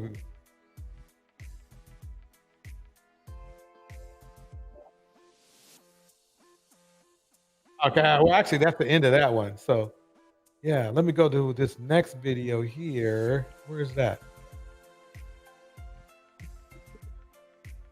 We got so way off topic. Okay. Yeah, I apologize for that. Hey, that's part of the circle talk. Yeah, but at least it's constructive circle talk. You can't help it. You can't help yourself. But once I break it down to, and hopefully Darnell's present, he'll be like, "Oh, okay." Let's see here. So we got to still work on that circle talk schedule. I know. I had my mom's service today. It was wonderful, and I'm going back to work on it. We'll talk. Yeah, definitely. But everything's done. I sent you the points of where I'm gonna be and then I'm gonna Okay. elaborate on those points as well. So Perfect. Okay, is this it? Yeah, I'm sorry, my bad. This is it right here. Okay. My God, when I read this first, I was laughing because you could hear the frustration. You could hear him crying. And I was like, yes, because finally, it looks like, Zambian women know who this guy is, and they're like, no, we're not dealing with you. Like, it almost looked like, they just are hiding from him. Sounds like he's about to get himself kicked out of Zambia now. That's what it sounds like to me. See, he's learning that women are women and women like respect. And if you can't give that to them, there's a dwindling amount of women who will take crap, especially if they're traditional. Traditional women. That's the funny thing is he's chasing after women he wants to call traditional, but really, quite honestly, they're not traditional. But then he gets mad when they act traditional. Like, when they meet him, they're like, oh, you know what? They flake on him. My light-skinned lovers, y'all might want to add Somalia, Africa to your list. When the money talks, what is there to say? Go away, watch it go away. When I die, can't take it to the grave.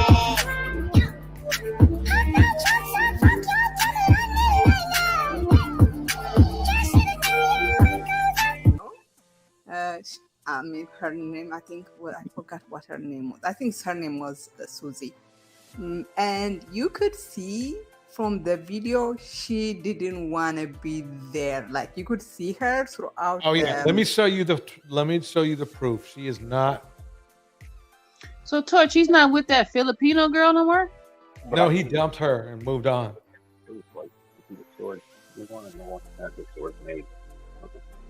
Check this out. See how she's in her phone? Mm-hmm. She don't want to be there. Because he's filming. Like, no one. Who wants to? Honestly, what woman wants to be part of someone's podcast this way? Right. She's probably saying, either telling one of her lady friends, I need to get the hell out of here, or telling one of her dude friends, I need to get the hell out of here. You know? And you could tell it's not an expensive restaurant because, it's paper cups. She didn't want to be there. Like, you could see her throughout the date. She was on her phone. She was arguing with him. At one point, she actually gave him the man, and she should have. You see what he did? I wish we could hear the audio. I know. I might try to dig up this clip. But phone, she was arguing with him. At one point, she actually gave him. So he's in Africa? The finger. Oh wow! And she seemed to be absolutely not interested in the date. Almost like she was there against her will. She is like, the body language is crazy. The fact that he did what he did with his hands. I need to play that one more time. Phone, she was arguing with him. Ladies, watch this. Watch what's going to come up. Watch this. At one point, she actually gave him the. It's time to go. It's time to go, ladies. If you see a dude doing that, it's time to go. Call a cab. Get out of there.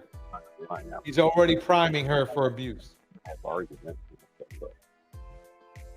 He's already priming her for abuse. Denny, I don't know if she's a prostitute or not. I think think they might be paying. He's paying these women. Yeah, I think to go so. out on these dates for him for his content. This is just if he. I mean, even a prostitute has boundaries. Right. And the funny thing is this: is if he did this in front of a dude like that, all disrespectful like that, oh, he better know how to fight. Brina's in the house. Welcome, Brina. He better know how to fight. He really needs it. He should. Because that's the finger. And you know who else gave him a finger? It was Kate. Kate gave him a ring. So all these women are giving him a finger. But it's not, there's something wrong with them, not him. That's what he's thinking. Feisty Black Tina says this: I really hope these African women are using protection with Auston. He was just in Thailand. A passport bro has a video where his Thai wife has a man and then tell him, yeah, that got Caucasian dude, right? And until she died. Yeah. Oh yeah. Man, I hope they. Not only are these men being unalive every 2 hours, they also are to have the highest cases of the HIV. Man. These men. See. And then, Torch, you did the graph on what man is more promiscuous, and it fits their profile. Straight up. I mean, we could, as men, we could fix our problems so easily if we just controlled our urges. Just that alone. Whether it be I don't really think it's an urge. I don't think it's a urge like that. I think it's more being sexual immoral. Yeah, that's what I think. I think it's selfishness and greediness. Like, well, yes, greed is an issue, but I mean there are. I mean, let's face it. I mean, DJ Torch, you're a man. You correct me if I'm wrong, but yeah, we do have urge. We see an attractive woman. We're gonna feel a tingling, if you know what I mean, in our loins. So do women. I don't want to put my business out there, but my libido is very high. Mm-hmm. I require a lot. So I mean, hell, just last night, man, there's a woman I ran into. She spoke to me. It turned out she worked at the gas station where I buy my beer and my cigarettes from. But she used to work at the gas station. She just happened to be there. Regular customer. She was looking at me. I was trying to avoid her because I didn't want her to think I was weird or anything. And you thinking too much, Darnell. Darnell, you thought too much. You don't avoid if she's looking. You should have just said hi. How was your day? How was your shift? Well, I mean, like I said, she wasn't in there. She hasn't worked there in years. I hadn't seen her in years. No, but Darnell, let me break it down like this. This is what Red Pill should have been teaching you. Mm-hmm. Is at least how to interact with women, but they didn't teach you that. Otherwise, even if it went bad, you would be breaking down why it went bad with us. Mm-hmm. You just avoided her. I mean, like I said, it's just I just went in to go get my beer and. Like I said, Darnell, I'm gonna let Cyber break it down because I need. Darnell, were you attracted to her? Are you attracted to this woman? Yes, but she's younger though. Like she's a younger woman. Like she's not how young? I want to say she's in her early 20s. Okay, she's grown. Yeah, I mean, yeah, she's grown, but See, but this is my thing about human to human. Let's get away from sex for a minute and just go human to human. You don't know if she can give you something you can learn from. You don't know if you can make a new friend. Networking is important out here in the world. You know somebody that knows somebody, you can get a resource. Yeah. Yeah. I ain't gonna lie. I ain't gonna lie. I mean, I seriously had thought about getting her number. Or You talking should. to her. You should. I should have, yeah. I should have, and I didn't do it, but I should have, like she just happened to recognize me. Oh yeah, you used to come in all the time, you and your dad. She remembered my dad, That means and she's attracted to you, Darnell. Women only remember men that we're attracted to. yeah. Listen, I remember men that I'm attracted to. I can remember their whole outfit that they were wearing the day No. that I met them. Mm-hmm. But the thing is, I think I was kind of mesmerized because she was wearing Daisy Dukes, He was and mesmerized. yeah, I was mesmerized. Come on, I'm come a on. guy. It's the I'm a guy. summertime. Did she have on Daisy Dukes or did she have on regular shorts? They were Daisy Dukes. Like they was riding up her crack or something? At least close to it. Okay. At least close to it. Man. Okay, Let's move on. Yeah. She seemed to be absolutely not. She's scared, Torch. See, I'm a woman. She's scared and she's nervous around his energy. Right. This is what I mean about women want this. This is not protection for her. No. She's having a bad time.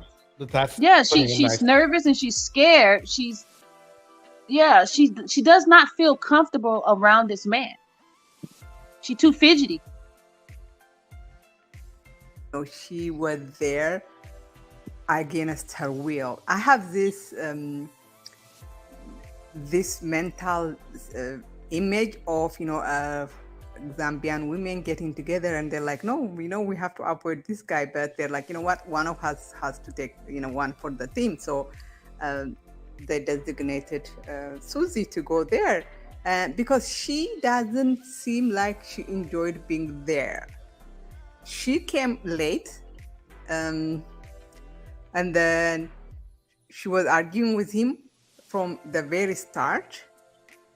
She doesn't seem to be interested in whatever he was doing. I mean, they were sitting next to each other. He was looking at her. She was not looking at him. No, she's just trying to get through the date. I've been around. He paid her. He must have, because she doesn't want to be there. Yeah, I don't want to be in my job, but I'm there because I'm getting paid. And you know what I peeped out? I don't know if this is a security guard for the place, but he knows something's up. He knows something's not right. Let me go back a little bit, see where he came from. Yeah, he's not She in. enjoyed being there. She came late, and then she was He's eating her food, isn't he? Yeah, Torch, you gotta dig up the original video. We need to hear what's going on. Yeah, definitely. With him from the very start. She doesn't seem to be interested in whatever he was doing. I mean, they were sitting next to each other. Yeah. Bridget, you're right. She gave him the thumbs down. Now let me go back here again. I want to see where that security guard came from. Okay. Because she doesn't seem like she enjoyed being there. She came late. Okay. The guard's right here. And then she was arguing with him. Oh, he's from walking the very around, start. he's looking around, he's acting like he's. She doesn't seem There's to two be of 'em. interested in whatever he was doing. I mean, they were sitting next to each other. He was Yeah, looking- they know there's a problem. Or it could be in there buying food. I don't think they're waiting for food or anything. I think they. And it's not just me, so of course saying that, even his devoted followers noticed. Wait, I don't think she genuinely likes you. Be careful. No. What's the like? They forgot to ask that question. Have you looked up that country he's in? Have you pulled the Zambia? stats on that country? Yeah. No. To be honest with you, I haven't done any homework on Zambia yet. I know it's gorgeous. I know that much. But no, No, I'm gonna have to do some digging, but no, she's not happy. Let me read this. Indiana mom says, just today in the grocery store, a black male kept popping up near me and treaty. He didn't look at products or prices. And faked looking around while his black woman was on the opposite side of the store. It was creepy. Damn. But you it, see and that, they that are but that's attacking her on the comment section, and it's funny to me because they're like, well, she is Americanized, she doesn't seem she is interested, you should not be dating her, don't bring her here to America, la, la, la, la. And I'm like, yes, she is not interested in him because Auston, once you look past, the good look and the, the American passport, Auston is not an interesting person. He has nothing interesting. His conversation is limited, especially when he's talking to, a woman he's interested in. The conversation is limited. He is extremely misogynist. So why would a woman be interested in him? Especially right now, it's obvious. I think a lot of the women were, probably in the beginning, a lot of, the women from the poor countries were probably interested in dating the Auston because they probably think, the dating would lead to an American visa. But now they know that, it's not going to lead anywhere. It's not even going to get them a girlfriend status. He will just date them, take them on 1 or 2 dates, and then he moves on to the next woman. So why would a woman be interested in dating him when, she could date hundreds of guys who will take her seriously in her own country, and who will not be putting her up on, on video on World Wide Web for all, So, Torch, let me ask you: is Auston considered a simp? Because I hear these manosphere guys say, don't buy them food, don't buy the women food, don't take them out on dates. He's doing everything that these guys say don't do. Yeah. I mean, they don't consider him a simp, but yeah, they give him a pass. Well, I mean, the thing is though, being part of. No, wait, I'm sorry. One second. In his defense, he does take them to cheap restaurants. So go ahead, Darnell. What are you saying? No, I was just saying, like it's not a case that the manosphere says, okay, don't buy women food or whatever have you, don't pay for dates. It's more or less a case of, okay, don't get used, don't get played. Don't be what is called foodie guy. Foodie date guy. Isn't that kind of like the theory of don't? I don't understand that. He said what? Foodie what? Foodie date guy. But see, that's like Darnell. That's to me. I was speaking with I forgot who I was speaking with about it, but it sounds like that's like when you're on a sports team and you're playing to not lose instead of playing to win. You see what I'm saying? Yeah. Mm-hmm. If you're thinking about how, don't spend money on her, and you don't want to tell your friends about her, or you don't want to be nice to them and all that. That's playing to not lose, not playing to win. Yes. That's don't let me make it clear. I don't mean like play as a player. I'm just taking a sports analogy on how you don't approach a date. You don't approach a date trying to be cheap. You don't approach a date trying to get your own way. You don't approach a date. What you do is your focus is on interaction and finding out whether you like the person. No, I mean, yes, sir. I understand your analogy perfectly. Actually, me loving, especially football. I love football, so I know your analogy very well. But I was just saying, it's like, okay, when you do these foodie dates, I mean, there's nothing wrong with taking a woman out to a nice restaurant, right? But nothing wrong with it. Nothing. Yeah, nothing at all. But there is the issue, like if a woman isn't liking you and you just keep doubling down, spending more and more money, you know, no. The thing is this: is that where you're talking about setting boundaries as far as that. If first of all, the first thing is this: is that you want to make sure the person you take out has a strong potential of already liking you. This is what manosphere doesn't teach. They teach that you're only supposed to talk to them. You're supposed to play some type of stupid texting game with them, make them use attraction texting from some DUI, what do you call it? PUA, manual, right? Make them like you, and then you're supposed to go out on the date and then do some more PUA tactics. You see what I'm saying? Instead of just having a conversation with the woman on the phone over an extended amount of time. It might be a week, it might be a month, but you're interacting with them constantly.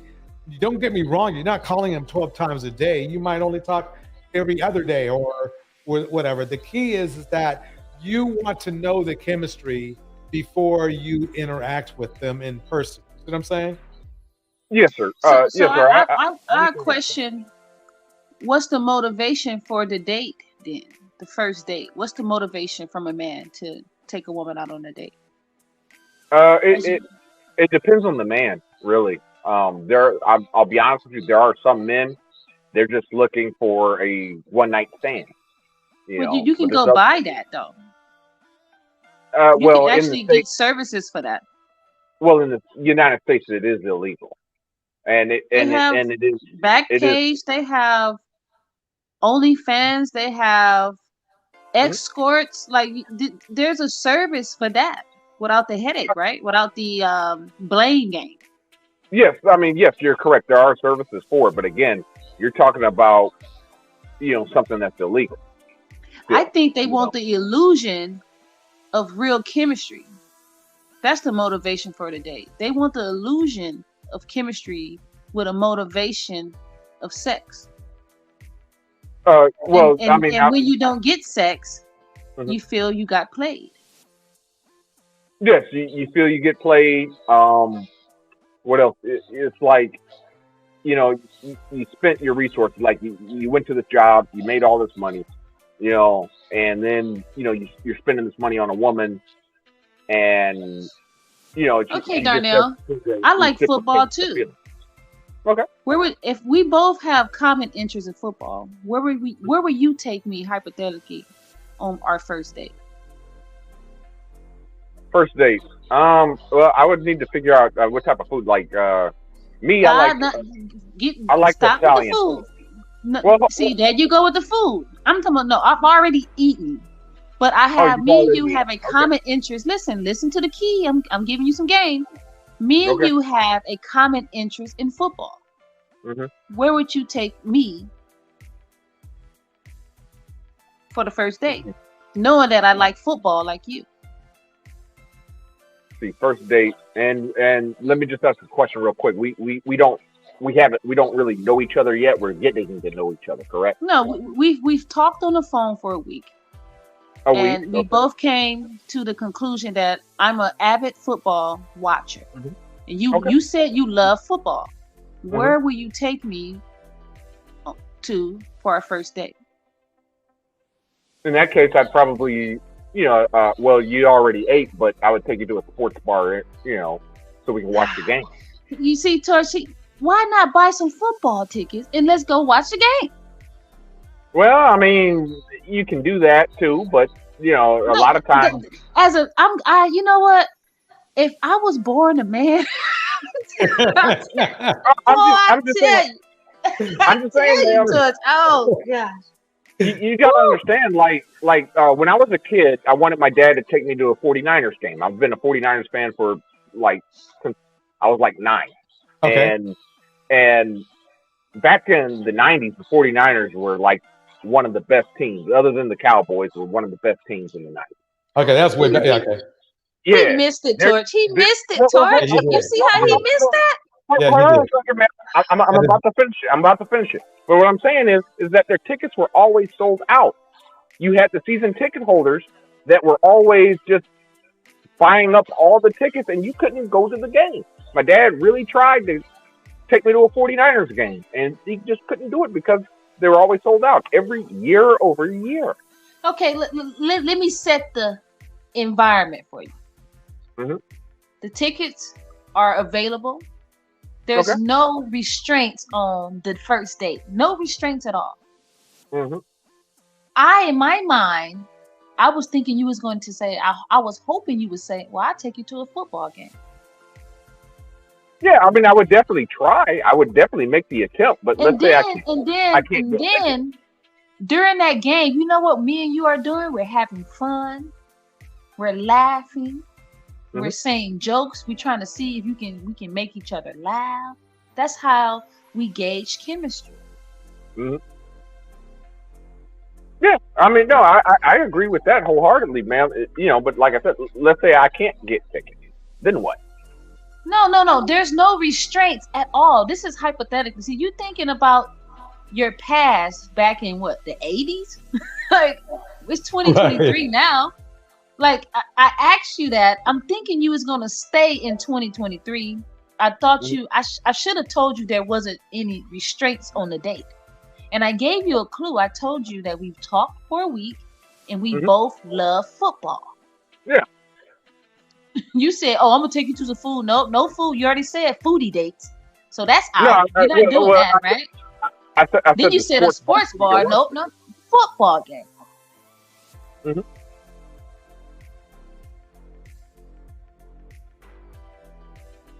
Yeah. We both we you know, I don't see women. It doesn't even matter if we're way up high. Mm-hmm. You took me to a football game. I get to put on a football jersey and not look masculine. I'm at a football game. Mm-hmm. I get to wear some comfortable tennis shoes. And I get to enjoy myself, you know? I think Indiana mom nailed it. She goes, they don't think women are worth the cost of tickets to a real game. They want sex with as little effort as possible on their part. Our bodies are worth a cup of coffee to them, nothing more. Boom. Not only that, but the thing is that the problem with Darnell that you're running into the manosphere is that you're learning to not enjoy the simplicity of a woman's company. Just simply being in the company of a woman, laughing, having a good time, like Cyber Dreams was saying, you know, joking, vibing, you know, you see what I'm saying? Listening to good music. You see what I'm saying? That's see, the thing is that too many men, they make their priority with women is sex instead of just plain old companionship. Plain old traditional companionship. They don't want any part of that. They want sex. That's why I don't respect the manosphere, because if they really truly just wanted companionship, they wouldn't be saying all these things about don't pay for her drink or this. What's wrong with just paying? What they pay for their buddies' drinks. They pay for their guys' tickets to go to the game. Hey man, I got 2 tickets. Let's go. They do that, right? Yes, but I think it's more or less they try to tell you not to do that in the hopes of getting relations or sex, and that's you know, problem. That's the problem. See, that's the problem that a lot of guys have is they don't see women as women. They just see them as a sexual option, and that's it. And I'm gonna keep it real, Torch. That football game date is gonna have this woman like, wow, he took me on a football date, right? Mm-hmm. That football date for a woman, the endorphins that she would get from that first date, it's gonna last at least 2-3 weeks. Well, DJ Torch, you said your father was a avid 49ers fan. Oh, and I'm glad you brought that up. You got a moment while I tell you a story? Yes, sir. Yeah, sure. This was about, I don't know what, I guess almost 20 years ago, I guess, right? And I'm still friends with this woman, by the way. Let's put it this way. I took her to a football game, right? And because my dad couldn't make the game for some reason, right? Took her to a football game. By the way, in the house, Nubia Gold. Hey, ladies in the house as well. Of course, Indiana Mom, Miss RV. But anyway, back to what I was saying. I took her to the football game just to go. We had tickets. I knew she loved football. I love football. It was just, let's just go, right? Mm-hmm. Okay. Let's just put it this way. She remembers that me taking her to that game to this day. I told you, Torch. I told you the endorphins a woman would get for something like that. Right. And I'm not just saying a football game. It's actually you took her out somewhere that she was interested in. Exactly that. To this day. Yeah. Do you see? That's what's up. That's what's up. So then they have some tickets like Laker game. Like I love basketball. Clippers. I love volleyball. My favorite volleyball college team is UCLA.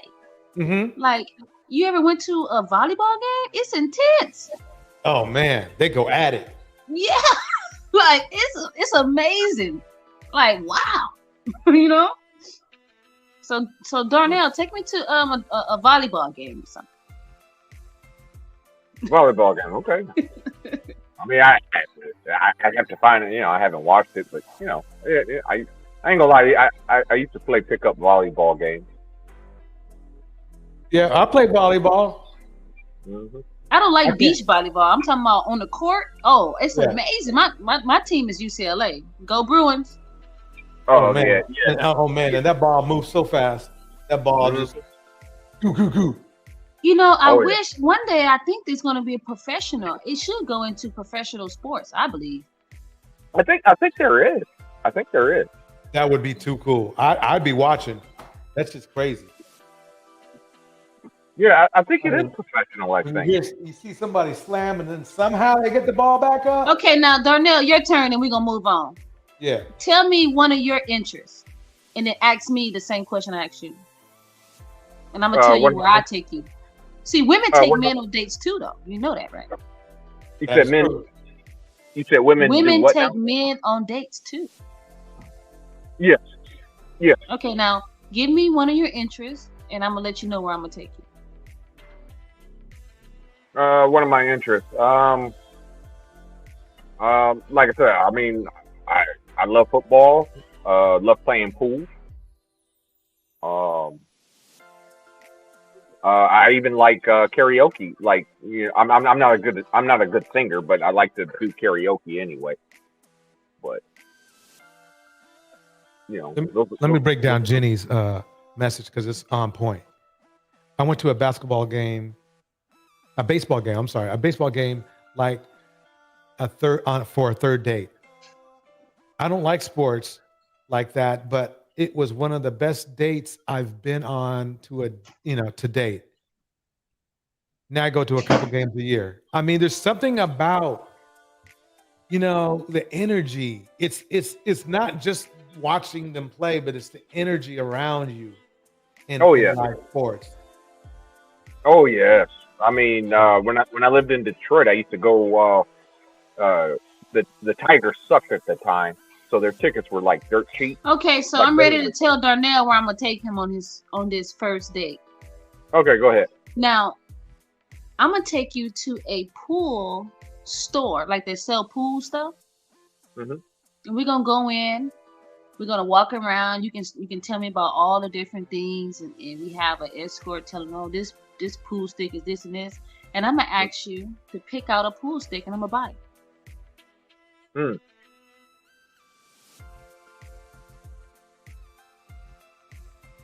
I'm gonna have you thinking about me for 2 months straight, Darnell. Yeah, I mean, you ain't lying. Like, He's gonna think of you for 2 weeks straight right now, anyway. Because the money I would spend there is equivalent to a dinner date, right? Or more, yes. But this pool stick is gonna last. If you pick a good one, we can get it customized. Darnell on it. Yeah. Yeah, That's actually a good point. No, that's actually a very good point, man. Because I'm going to have it. Yes. I'm going to remember it. It's not just going to go in my insides and then I poop it out later. Exactly. Right. That's why dinner dates don't really bring that much endorphins for women. Mm-hmm. But I mean, I understand your point. But at the same time, like there was this woman. I mean, this was years ago, but when I first moved to Phoenix, there was this woman, that I had dated. We went on just a couple of dates. We weren't in a relationship, but we went on a couple of dates, and our first date just so happened to be her birthday. It was weird, but that was our first date. Was her birthday. So, I went out, I went to the store, I went to the jewelry store, I bought her a nice necklace, Now, it wasn't like heart-shaped or anything to, to try to come off too strong. Like I said, it's actually it's actually a star-shaped necklace. And, I just wanted to let her know, hey, happy birthday, and I appreciate you, and I gave you this necklace. And I'll be honest with you, to this day, her and I, we've never spoken, never seen each other. I mean, she ended up leaving me, I just wasn't the guy for her, unfortunately, but she ended up leaving me. And like I said, we've never spoken to this day, but I did give her something special, in my opinion. I mean, I spent a couple $100 on this necklace, and, we've never spoken. So, again, there is that. But, and okay, Darnell, that's really different, though. A necklace is different. That's more of a trinket. A pool stick is something that you would use every time you went out. You see what I'm saying? Mm-hmm. It's more. It's not just the item itself. It's the experience that you spent with that person whilst getting the item. You see what I'm saying? You're having fun, you're laughing, and then I'm not gonna lie. At first, she seemed to be into me at first, but later on, she called me a nerd. We had a bad date, and she called me a nerd, she asked if I was a nerd. Wait. You do know women like nerds. I love nerds. Not that one. But I mean, I wasn't a nerd, but we were supposed to go bowling. And the bowling alley was closed. So I took her to like I said, I'm new to Phoenix. I don't know where anything is. So at the last minute, I said, well, let's just go to Dave and Buster's. And, women like me. Beer not to cut you off though, but I have to talk to a man for at least a week before I go out on a date with him. Mm-hmm. Yep. We talked for about a week. We did. We talked for about a week. We had about 3 or 4 dates, if I remember correct. I can't remember how many number of dates, but we had about 3 or 4 of them. The first sign of trouble was they had made a new Star Trek movie, and I just happened to and say, they made a new Star Trek movie, and all of a sudden she thinks I'm into Star Trek. It wasn't that I was really into Star Trek. It was just I just happened to notice it. I mean, I used to watch when I was a kid. Me and my dad, we used to watch Star Trek: The Next Generation. It's just what we did. It was our bonding moment. We both liked Star Trek: The Next Generation, and it was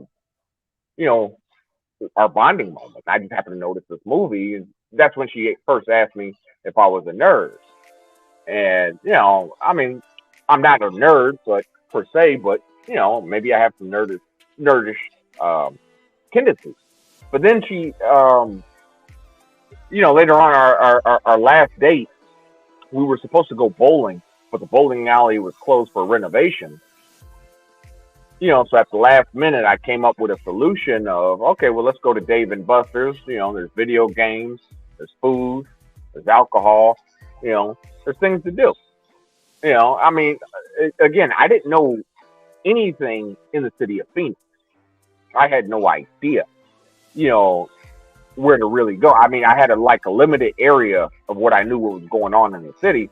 I thought it was a good idea, but apparently it wasn't a good idea. After the date, I think I hit her up the following day after the date, and that's when, she told me, hey, it's just not working out, And back then, we were using MySpace back then, we were still using MySpace. And, literally, she wrote a comment. She didn't say my name, but I knew who she was talking about, where she, bragged about leaving me and saying, I can't be with a nerd, I'm not gonna lie, I took that comment kind of rough, because a nerd to me is just someone who's not a thug. Well, that's what she wanted. She wanted a thug. Like she actually said, I want a thug dude. Well, then that's her loss, Darnell. Yeah. And act natural. I'm not saying I'm taking a guy out on the first date, but if I'm dating a man, it's okay for me to take him out.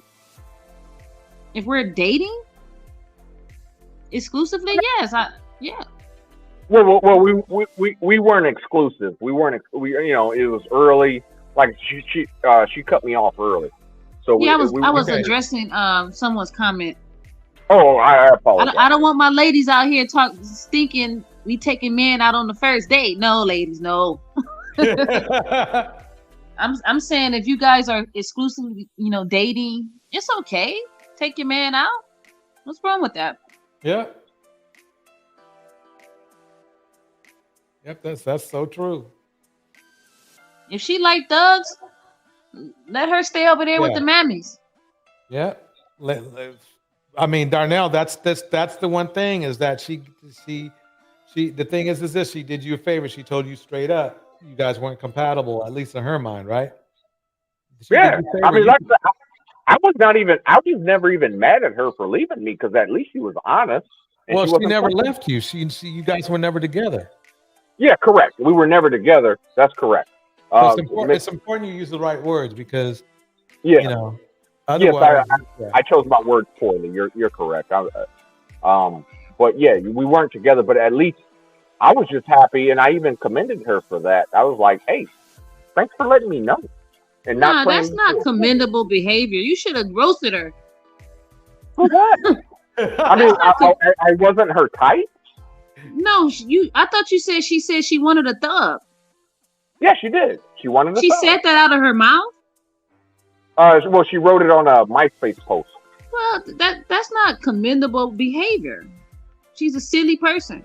Yeah. Well, it's not that. I mean, okay, that's your we all have preferences. There's nothing wrong with that.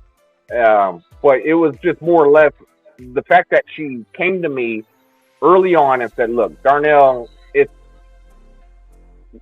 not working out. You're not the kind of guy I'm looking for." Instead of stringing me along, like dangling a carrot in front of a horse. Right. I found that to be commendable. Oh, I thought you meant like when I heard you said, I thought you said that she said you're a nerd. She like thugs. That's what I heard. I might be wrong. It wasn't necessarily like that. Like I said, she didn't. I mean, she did ask so me. you assumed she liked thugs. No, she actually wrote that on a Facebook post. Well, then that's her loss, Darnell. Because you're not a thug. Real women don't want thugs. We want good men. Like we don't want thugs. Well, you got to remember too. She was well, we were both young. I was 22. I think. Listen, I grew up in the heart of the hood. Gang banging on the rise. I've never dated a gang banger. Okay. Didn't like them in school. I don't like them now. Mm-hmm. But like I said, there are some women, especially when young. Like I said, those men they're attractive. They're chiseled. They have a real good mouthpiece to them. They know how to talk to women. Those kind of men. So when you're what's keeping you from getting chiseled? The only thing that keeps me is myself, really. from getting chiseled. Okay. Actually, Do I you used want, to be pretty chiseled if back you in the could be day. chiseled, would you want to be chiseled? Oh yeah. So what a gym? What a gym's like $10 a month or something? $43 initiation fee? Yeah, Now I something like that. know, I just know, but so Yeah. do you know that when you work out sometimes, I mean, don't get me wrong, it's not the only thing that gives you self-esteem, but it does help you to feel when you start feeling stronger, you start seeing, results from working out, right?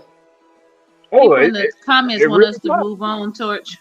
Yeah. Let's move on. go. Yeah, Okay. I'm derailing your show, man. I'm sorry. Okay, here we go. We sorry, Nate. And to judge her.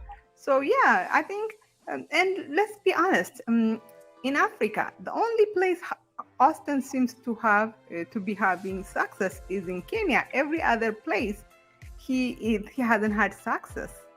He has been complaining. He complains about every country he has been in. Right in Africa, he complained about Uganda, not being a lot of women there. He said Rwanda was. See, his problem is that he wants supply. He doesn't want a relationship. He doesn't want even nice interactions or everything that we've actually been talking about. He just wants the women to come over to his place and lay down. That's basically what he's like. That's why he will always complain, because he's running into women that don't want that. They want more. And he probably tricks quite a few into having sex with him, and then they find out that he's just a jerk and they move on. That's why he's where he's at right now. That's why this is a problem. And that's why the problem is that he's not alone. There's a lot of men who think like him. They want supply. They don't want anything from a woman. And the key for ladies to understand is when a guy wants a supply, when he looks at you as a supply, he wants you as a supplier, and that's it. That he's faking the funk. You want to get away from that. You got to get away from that. A lot of women have been destroyed by men like this. This is a very dangerous man right here, because he does not care. If he makes you pregnant, or he gives you some type of weird thing he picked up in the Philippines, or in Thailand, he don't care. He is not going to be accountable. He's not going to tell you where he got it. Nothing. You're just going to be stuck. I mean, if there's any type of thing to learn is and this is funny coming from another dude, but don't do that first date sex thing if you want to be happy. You can do it.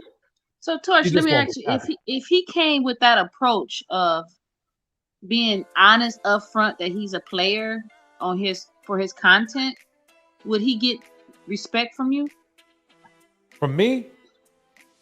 No. I mean, that's what the men.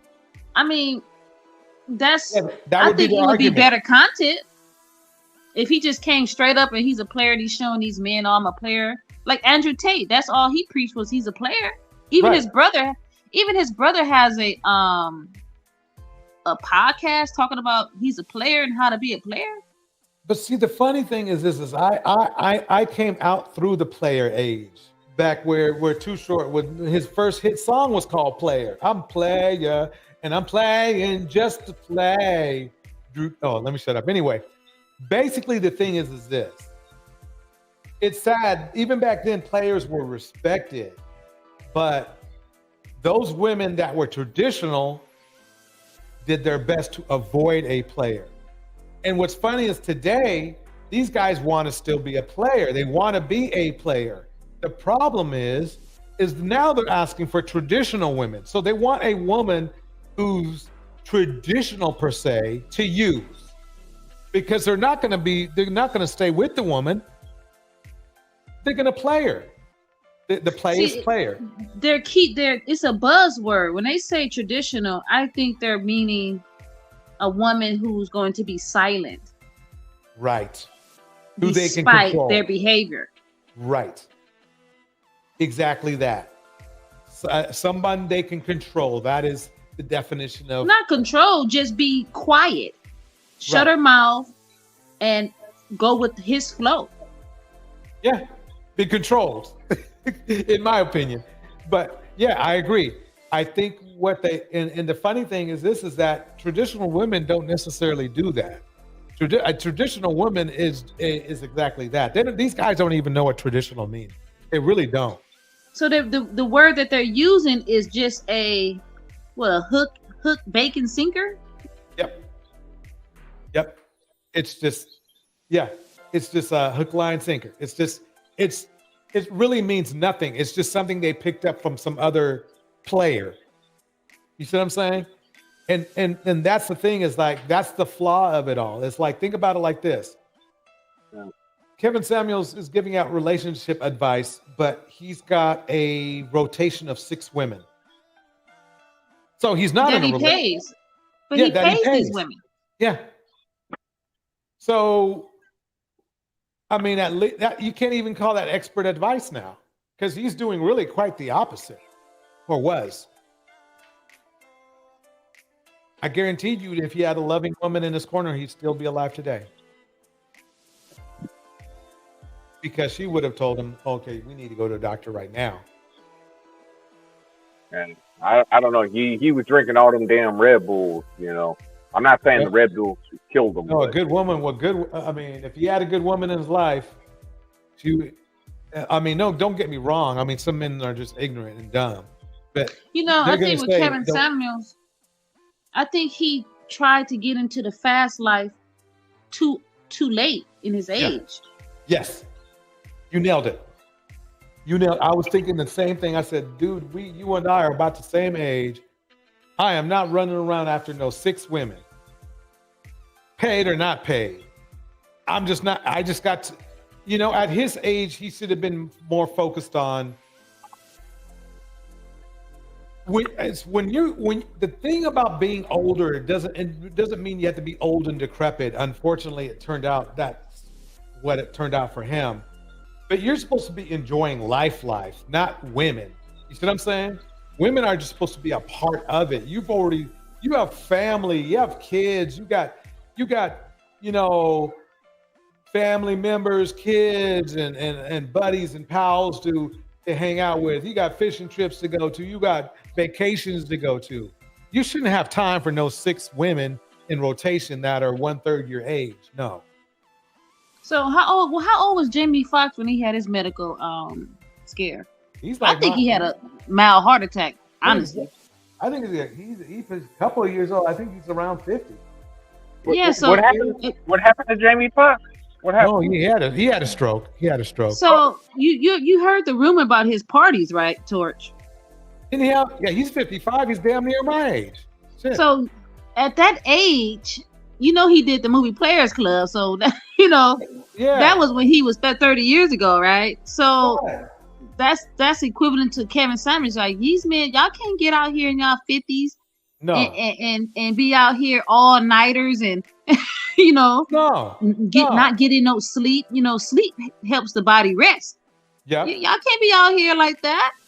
Thank you. You can't do that. Not at 50.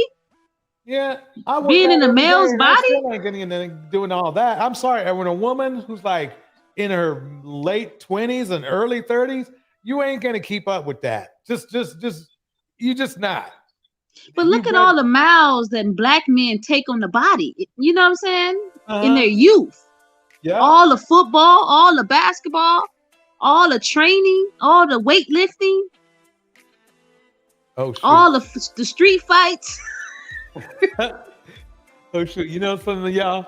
I gotta actually close down this live because I got another live to be at. I'm gonna be over at Betterment for Black Women's live. She's just starting up right now, I think. Is that's what the channel's called? So I can just type it in and. Yeah, Betterment and Black Women. Let me see if I can grab our link real quick and put in this one. I'll meet everybody over there. But she's got. We going over the what was that boat thing? The boat. Torch, I'm new to this. How do I go back to the live chat? Just leave or without getting kicked out? How do I? I'm sorry. Oh, to the chat. Oh shoot, are you on a phone? Yeah. Let me see. Let me try to go to the chat so I can just click the link. Okay, let me Do you see. have a second Okay, area? I'm in now. Okay. Oh, okay. Okay, I'm putting it in there right now. So, yeah, we're going over the boat brawl. You know. Okay, I see you there. I'm gone. Okay, everybody. So I see everyone there. Thanks for coming through. I'm just gonna play a little music. You can chat all you want, you know, but I'm gonna be over there. I'll see everybody later.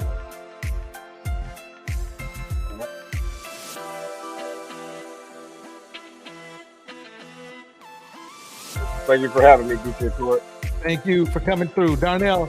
Yeah, it's good. I appreciate spending time with us, talking with us, giving you your honest opinions. Check you out. Yes, sir. All right, so everybody, we're going over the betterments right now. It's like one of them after parties. Let's see if I have her on.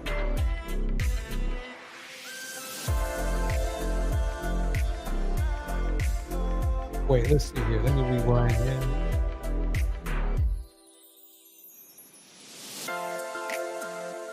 All right.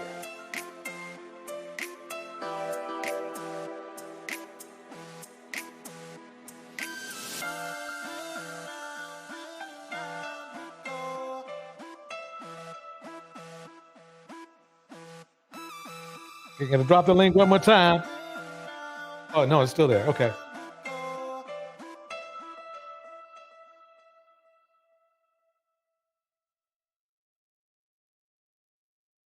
All right.